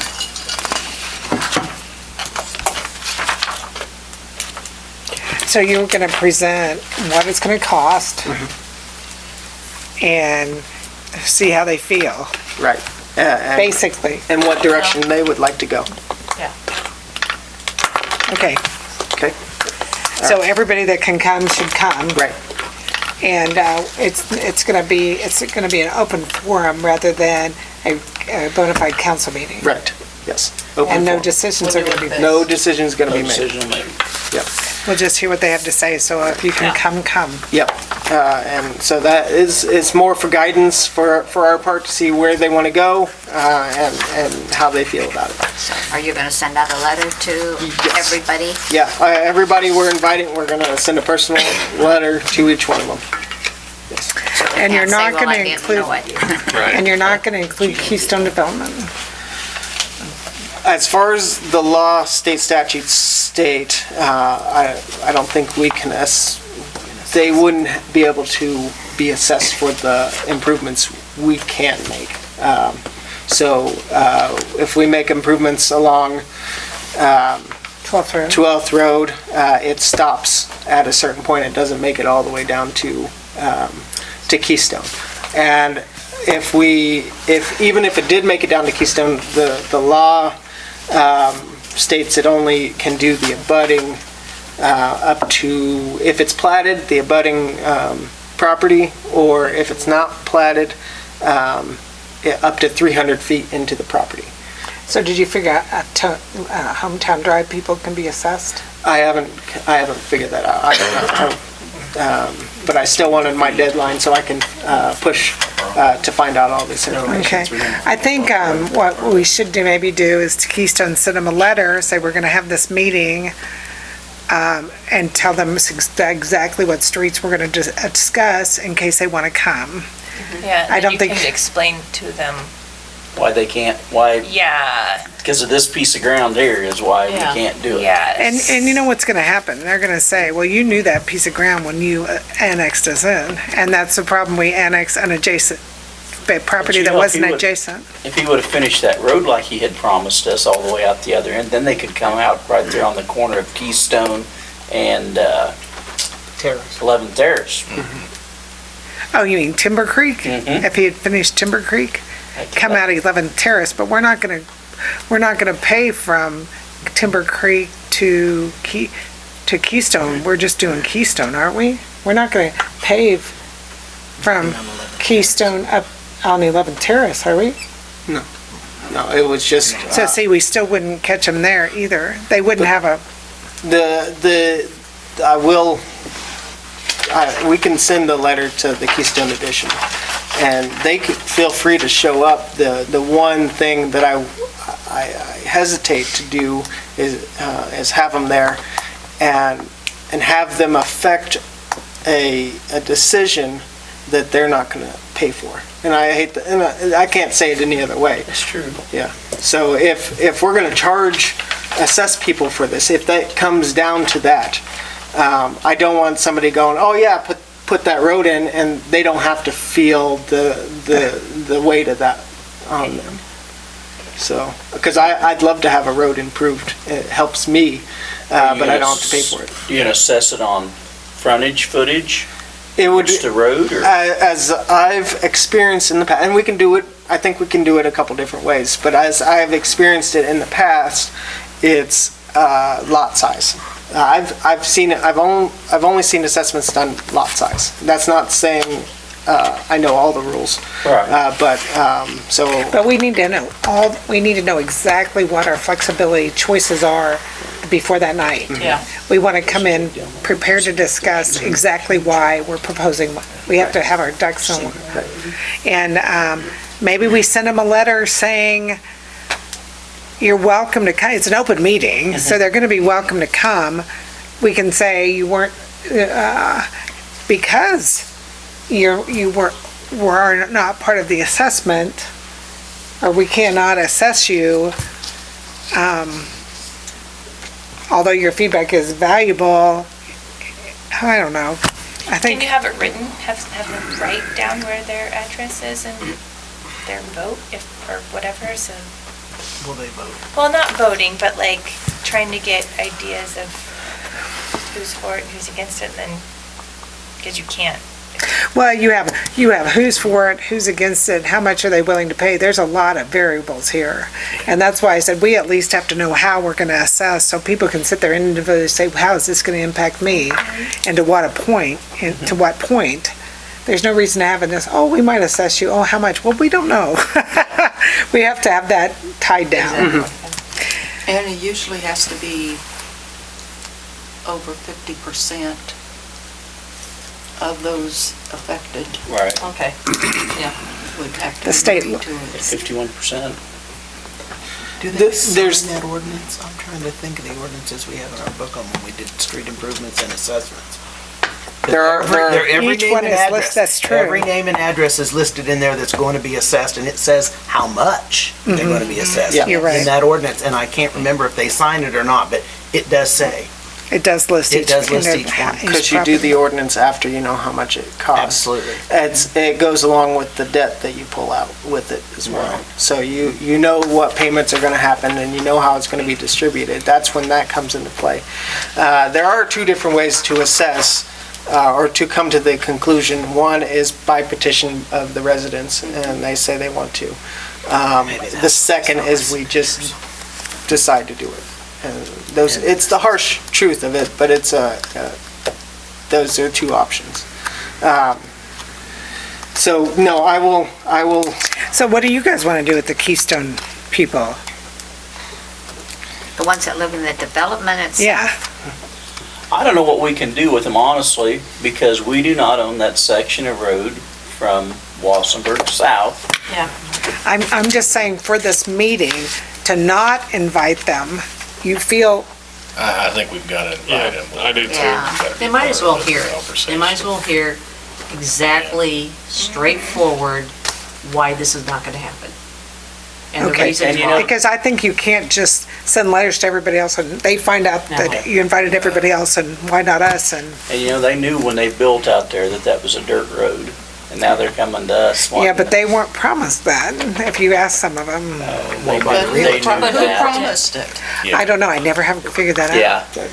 Yeah, exactly. Well, whoever sold them the property maybe told them that eventually someday that they were gonna have a blacktop road. I mean, who knows what the realtors told them. Yeah, Well, look, we're I just already feel going better inviting them and just kind of explain this. But in the letter, I think it ought to state that they don't have a say. Do you want two separate letters then? Or just one letter? They would Or be maybe we two just have in the audience, if you sit in this section versus You're the this. good kids, and they're gonna put you over No, there. you're the ones that don't have You just assessments. know. You're- Yeah, so to how- assess or not to assess. Just to put this out there, and I don't want to, how would you feel would you feel better if you weren't invited to something you weren't paying for? Or if you were invited and told you couldn't talk? I didn't say they couldn't talk. But I think the main thing is that they, no matter what, they get an improved road part of the way. They will have an improved road for part of their drive. They need to know the information. I mean, they're in our ward, and they're gonna be unhappy if they don't get to come to the meeting. They need to know the information or know why we're not doing. A lot of them don't realize that they think that they're on the city, and they don't realize when you tell them contact your township people, they contact us, they don't, well, contact your township people because you're on a township road, They don't stop and realize that. And that's who fine. maintains it. And that's fine, we can send them letters. I wanted to Well, no, put that thought process out, and I agree with you. But I think really, they will, if there's improvements being made, that will make them happy. Right. So I think you're improving their situation. Right. Or working towards that goal. Right. You would hope, best case scenario, yes. I just wanted to throw that out there. We'll do what you guys want. We'll send them But letters. They need the information, so they know what's going on. That's where we're at. They're most affected. Yep. Yes. Okay, perfect. Don't you think, Todd? Yes. Besides the other people. All right, we will get that set up. I included one extra thing. I got a bid from our newest business addition, Mosquito Squad. They went out and I walked around City Park with them, but they also did an overview of all the other locations with me, and we figured a good treatment for each of these locations. The one on top is for, and if I got it all in order, it's for the cemetery. Cemetery, Lions Park, and City Park? Yes. What about Kester Block? Is the concerts are held in front of the Kester House? I think Dale has, And there are lots of mosquitoes always. In the city park one, it's right next to the gardens area, which is always holding water. It seems like the mosquitoes would just come across the... we have, they only, and I was explained by by Mosquito Squad representative that mosquitoes will go a few feet and land, and it's, if they have no place to land, tall grass or anything like that, they kind of stay in their area. The main places. Which one are you looking at? Okay, so I'll just go through each one of them and we can talk about it. So which one are you gonna The first one was the cemetery. That looks like this? Map looks like yeah, this? maps on the back Okay. back page.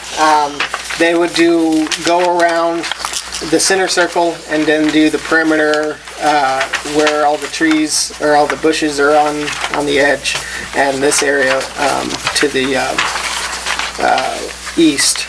Just do a perimeter to get all the landing spots on the edge. Dale felt that if we can get the bushes, that would help the surrounding area as well as keep them from coming into the cemetery. And then get that center area as well, just to get a little, they'd spray that big circle because it goes out both sides. The price for that, if you look for pay in full on the second page, is $1,011.50 for the season. And as you notice on each one of these, they show you when they would spray. And that price covers all these sprays. It's not per spray. Next one is City Park, and we identified the treed area around the playground area. They said they'd go in and get underneath all the awnings in the playground where all the mosquitoes would hide. Spray the trees themselves, and then what you'll notice it describes later in the last proposal is they do a perimeter on the edge of the park, getting the trees as well. That is just that wide area. Yeah, just that wide area, yeah, because they would get also on the 10th Street side and spray towards the park and get that perimeter going. So it would be pretty good saturation. So you said they're doing the perimeter of the park plus this? Yeah, and let's see, where'd it go? Yes, it's they tell you on the last proposal. And so for this that's outlined in the city park proposal is $773.50. And then the third one is Lions Park. That's one of the more heavily, one of our concerned areas. It's got water standing, and it's trees, and they get through and do all the playground equipment and create a barrier around the picnic areas and playground and all that stuff. That price is $1,130.50. And then the last one, since they say we're doing so much, they're throwing in for free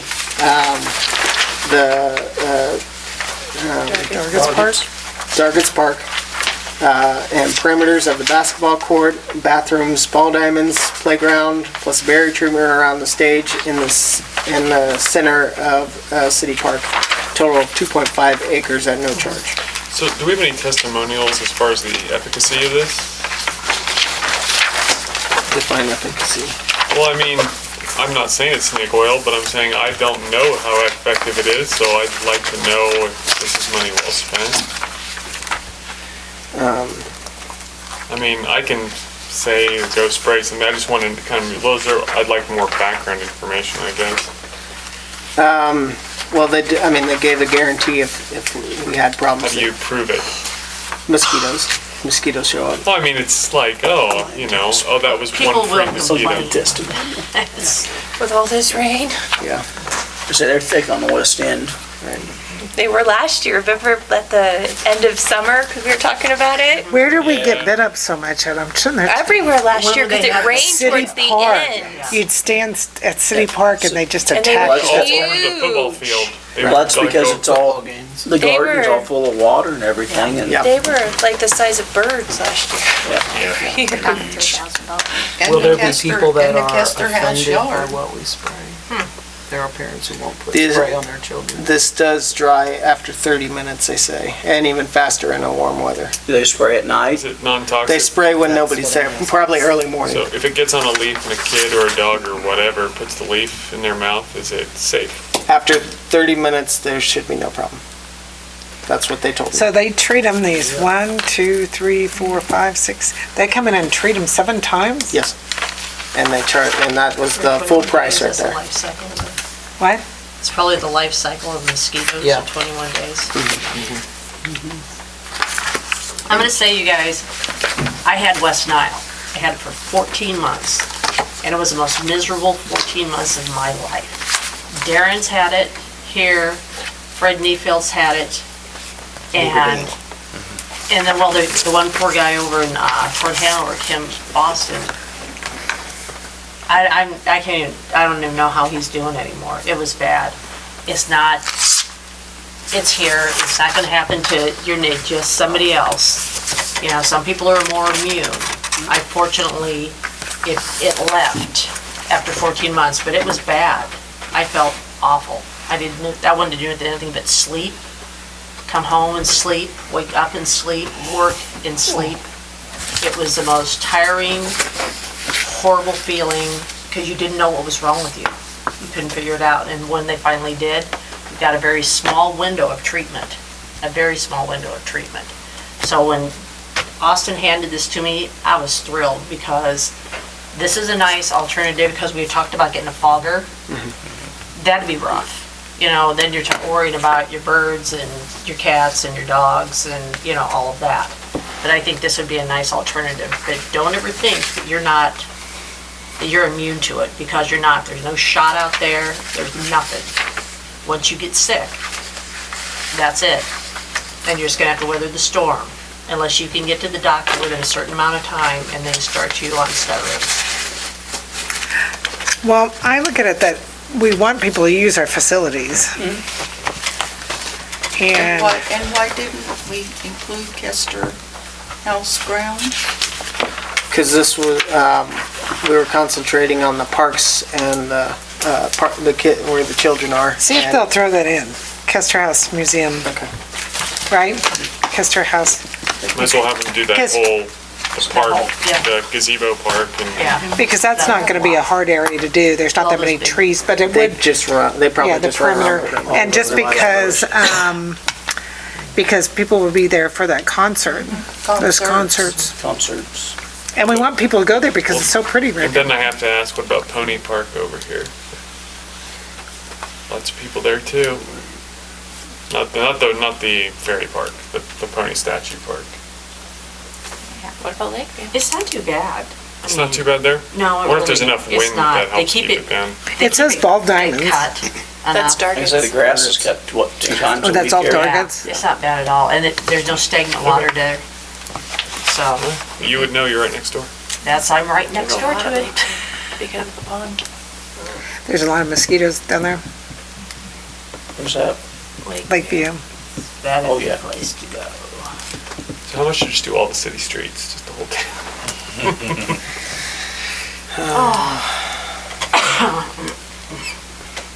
Do you want me to include Lakeview? I don't think it'll be, Probably, it's a lot. I wouldn't think it'd be too much. You want But there's Lakeview not a and lot of California. trees. A lot of where the mosquitoes hibernate, or that's not the right word, house themselves is in trees. Yeah. Yes, the water does make it worse. That's where they lay their eggs, but they only go so far. So if we want to spray down by the lake, I could see that. But I probably wouldn't do all of Lakeview Complex. You say they only go so far, but the football stands had thousands of them last year, and there's not a tree anywhere near those football stands. Well, that's not technically true. Over to the east there are. I suppose they could have been coming down from there. They were so bad. People were leaving the games because they were so bad. And the park has a lot of trees. Yeah. Do we put the donuts in the lake? No, well, if they find stagnant, probably not. It's a lot of water.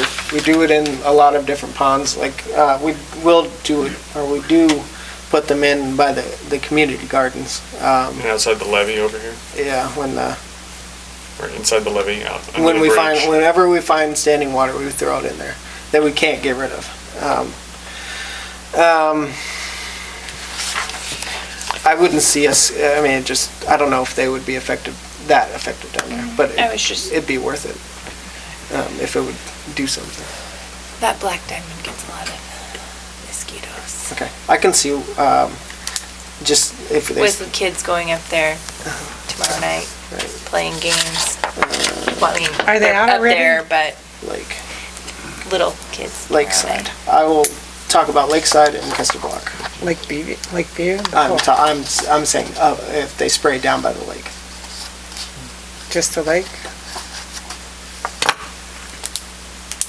I'm just asking the question. The ball diamonds, I will you? mean, well, if they Okay, only so are in the trees, then there's not many trees up in there. So I'm just thinking, okay, so you spray there, do they all migrate to the fields? Hopefully you're killing them before they can migrate. Is there any information about what they're spraying? This is their synthetic version. Let's see, do they do include it?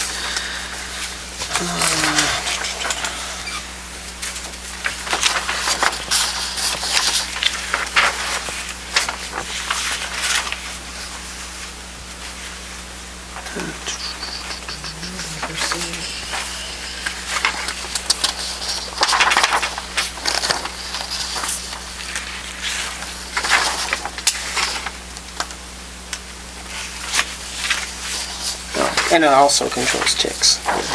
I saw that. As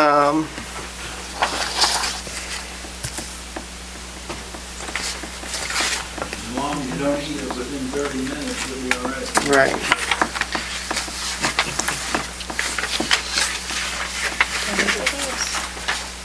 All right. I didn't see. I think it says on our papers. No, I don't think it says in our papers. Be kinda nice if we knew before we talked about putting something over our city here. I didn't see any place on there where I could see where they were, what they were using.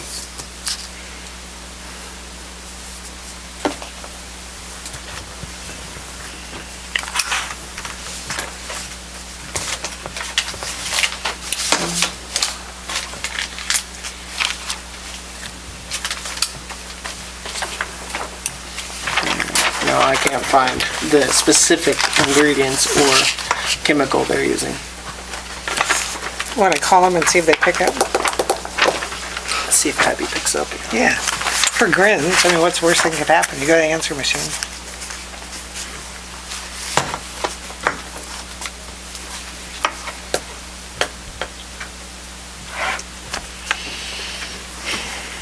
Mayor, I wasn't on no agenda, but I had a couple things I'd like to, share with the council. Just want to make sure I was going to be able, a couple things I think the council should know about that you might not know about. Just so if I got time sometime tonight, I'll stay. Otherwise, I'll come back to the next meeting. It won't take long. I don't know the other gentleman. I don't know if he left because he didn't think he was going to get time. But so you think that I'd have time tonight yet? I know I looked on the sheet here. It looks like you still got a list of stuff. Yeah, we, usually we take public comments at the beginning of the meeting at 7 Well, o'clock. I thought I would wait until it was about over and I wouldn't have to sit through everything, and I did the opposite. Yeah. Is it about anything that we were gonna vote on tonight? No, it's just Okay. about, it's a year later, I was in here, and y'all heard me talking about my yard, my car, and all that stuff, and it's a year later, and I just want to let you know that it ain't, the same things are happening already this year, that Butch is supposed to be taking care of. You're paying a guy to do a job, and that railroad right away, that we all know is just a mess, it's this tall Okay. already. And that shouldn't be happening. Not after we sat in here and he stood in here with us. That's and Mrs. Frost said, she's well aware of that right away every year. So here we are a year later and that grass is this tall. Okay. Have you come in and spoken with Austin yet about these concerns? No. Okay. Why don't, instead of doing it tonight, because we still have half the agenda to go, you want to meet with him and he'll bring it to council next time? Or maybe he can address it? Sure, I can. You want to make that your first shot? Yeah. Okay. And when's the best time to do that after, 3 or 4 o'clock? Give them a call and see if you're available, or?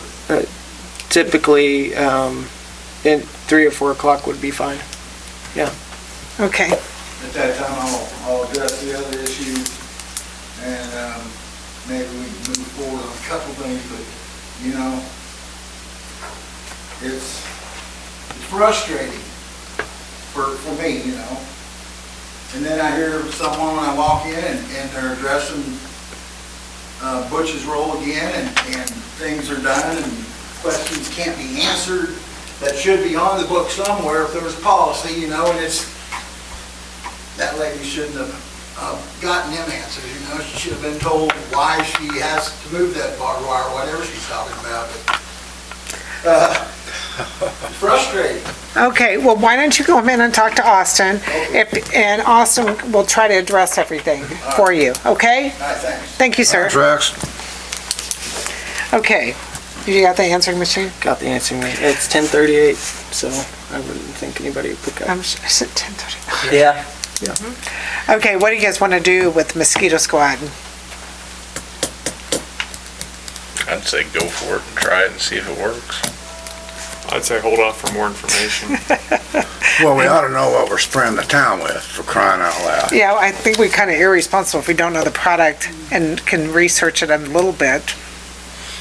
Do you want to wait till next meeting? Yeah, table the next meeting. Another thing, we'll discuss it next meeting, okay? If it dries up, maybe we won't have no mosquito problem. Yeah, I'm sure it'll all dry up. Wet yet. Okay, and you are done? Yep.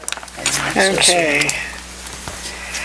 All right, we'll move to standing committee. I just want to say that our street crew did a great job cleaning up after the storm. They were working fast and furious on the 11th Road and City Park, so I just want to thank you for doing that. With that being said, I saw on the street, under streets, I saw you have the new paint machine. It's working well? Yep, they're painting curbs and getting downtown ready for this weekend. You guys have anything else for street? Well, the couple that had their pickup damaged were impressed with the city crew. She was concerned yesterday that they were going to be asked to leave after 5 days. They're waiting for the insurance agent, and I told her that I think we can make an exception for it. If they come and ask. Explain the situation. If they come and ask, we have the ability, either Yeah, she I had tears in her eyes. or the chief of police have the ability to extend it. Yes. One more thing on the street, 7th Street corridor with one-way signs. One sign is tilted, so it's not. We're gonna pull You're talking about down there? Yes. Down there. And then I've had several people drive down the wrong way on the one-way coming towards me. And then I noticed that at the alley,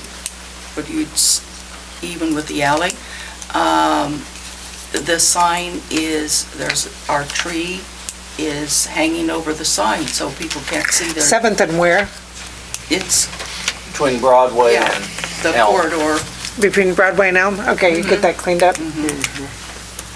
And check the signage so we don't have head-on collisions with Darling. Who else said, did you have something, Diane? Do you For street? realize we spent over $12,000 on brooms for the new street sweeper already in a year's time? That's the third time. That's in a year's time. We spent over $12,000 for brooms for the new street sweeper. I believe Gary said that it was going to require changes of the brushes. That's a lot of, They've been running it a lot. I mean, I see it out all the time. And picking sticks, some stuff up from the storm damage today going through the park and stuff, so.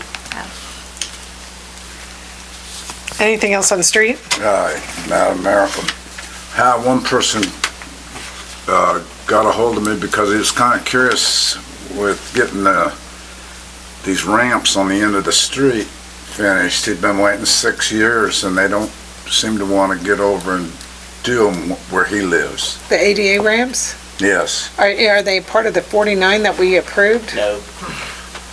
They're not? Because I know he'd ask you about it too, Kevin. Yep. They're not part of the 49 that's. So he's probably never gonna get him in there. Is that right? I haven't been approached by anybody about their ADA ramps, so I don't know which ones you're talking about. Well, he did pay for his, or got his sidewalk done and everything, but the ends aren't done.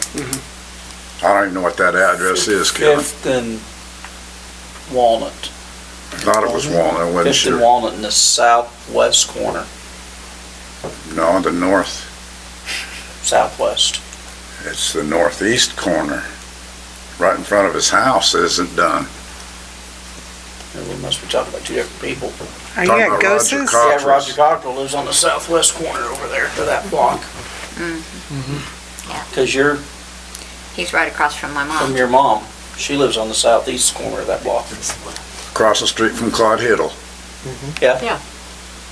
It'll be the southwest corner. Wasn't Roger's house on the northeast corner of that block? Southwest corner. Southwest corner. No, of the block he's on. Yeah, the block north, he's on it is, Not but the at that intersection. intersection. but not he's on the the- intersection. Yeah. Well, what I would do is Right. have him contact Austin, and so he can go walk it and see what needs to be done to Okay, well, make he it had done accessible. that already a couple times. Alright. He said he'd been waiting since Nestor retired. Okay, well, we can't count that because he's retired, and I don't think it's on the to-do list. I'm, just to be honest, so do you want to check, you have that gentleman contact Austin? Yeah, northwest corner of the block. As far as I knew, he had already done that the way he talked to me. Do you believe your gentleman has contacted Austin about the 88 issue? I don't know if he has or not. I know he said he talked to Gary, but that's as far as I know. Okay, well, will you ask him to contact Austin? Anything else? No, that's all. Okay, water, wastewater, I just want to make sure that we're okay with all this water, our sewer. I keep reading of all these other storm sewer issues, that our sewer system is doing fine. Our lagoons are doing fine. Our release of water is fine with all these high water levels. So far, we have not encountered any issues. And infiltration of some of this rainwater into our sewer hasn't overpowered our sewer. Not that I know of, because the main thing we've been watching is the river. We haven't had a large amount of rain on the interior of the city to catch all that. We've been focusing on that river flooding. Okay, and so where we release the water, where the water depth won't affect us releasing from the lagoons or anything like that? Okay, so as far as you know, there's no impact so far? No, not that I'm aware of. Okay, because we had that water infiltration, we tried to fix that out there east of town, but we don't know of any other areas like that? Not yet, but we are also always working on water infiltration with our CIPP. That helps with the water infiltration. Okay. Yep. All right, anybody else for water, sewer? Are they in town cleaning lines now? Yes. They're cleaning this year's CIPP lines and videoing them, yes. And then they'll bring us what repairs need to be done? Yes. Okay, Parks and Rec, I just had somebody complain, people always complain, I understand, but that our dump wasn't open Saturday morning. All the cleanup from the storm. You guys opened it Friday, which was very wise, so thank you for doing that, but then you didn't open Saturday till 1? Right. Our crew went around and cleaned up the town. Branches they could grab right next to the street, which also included people who pushed them out to the street. So we cleaned all that up. We opened for 5 hours on Friday, which was great. Yeah, which was great. Everybody complimented. But then they said that all these people were making U-turns Saturday morning. They had loads out, and the dump was closed. Right. So when we have a storm we like had that, notifications out. I mean, the reason, well, we didn't change the hours because they were the hours, but we went out and we went and cleaned the town for people cleaning up the trees and limbs, and we even went out today and cleaned up limbs as well. Well, I'm just saying from a citizen standpoint, if we have a storm like that, they want to dump them too, so they can keep going back and forth, so. We did we put it out on the paper in KNDY that it was going to be open on Friday and the hours it was going to be open on Saturday, so. Okay, well, Okay, anybody else for Parks and Rec? I noticed there was a big camper down in the park that was parked clear up on the grass, almost up to the bandstand. Are there signs that they shouldn't park on the grass? Yes, there are. Yes. I was hoping they weren't going to get stuck in there. That's our hope too, but. Well, I know, but I mean, you know, I thought, I was surprised that they were parked in there with all the rain and stuff that they pulled in there, so. Right. Yeah, there are signs that say they can't do that. Okay. Okay, cemetery and airport, I just, first off, cemetery looked amazing. Our crew did an amazing job. Awesome. They, so it was so nice, and the ceremony was wonderful. The Boy Scouts, the Girl Scouts, Trail Life American Girls, football team helped with the crosses, auxiliary, honor guard, community band, new singing group. That was all great. And so many helping hands to make that cemetery look awesome. They honored 40 Manley, and they honored Stingle Myers for the donation of the flags. Didn't they honor one other person? Maybe not. But Captain Lynn gave the purpose of the mound. It was a very nice ceremony. Ron Grauer does an amazing job. Awesome job. Yeah. So I just want to say that. FAA, I just sent Austin that I read that who got the discretionary funding for FAA, and I don't think we got it on the West Taxiway. He was supposed to be notified in May, and I think it was published somewhere. So with that being said, I think we need to go ahead and fix that because of the whole propeller thing. So. I figured we fix it. So go ahead and get an estimate to get that fixed. Okay. Anybody else have cemetery and airport? Police and fire? On the ATV ordinance, or the ATV licensure, or UTV licensure, whatever we're calling it. How many? Three, unless you came in. Did you come in? I thought somebody came in for, okay, so 3. No, so 3. How many? I've seen some in town I though. saw one yesterday and got me thinking, oh no. Wonder if they have a license, yeah. Yeah. What's a little license Where look do like? they put the license at? Sticker should be on the back corner. What color is it? White, like your tag has a white sticker. They'll follow the sticker color, you know, the number color. We just thought that'd be easier, so then the police, it's easier for them to know if it's a new year. Okay. Yeah. All right. Finance and admin. Again, I just want to say the LMI, we're so close, so thank you all for helping hands. And I wanted to say, this is kind of different, but the Belfry demo, they did a really nice job cleaning that up. It was quick and clean, and wish all of them went that smoothly. So, anybody else have admin and finance? Okay, appointments? I don't have any, I'm not prepared for that. I've been working on LMI. Surveys, city attorney's not here. You guys have any reason for an executive session?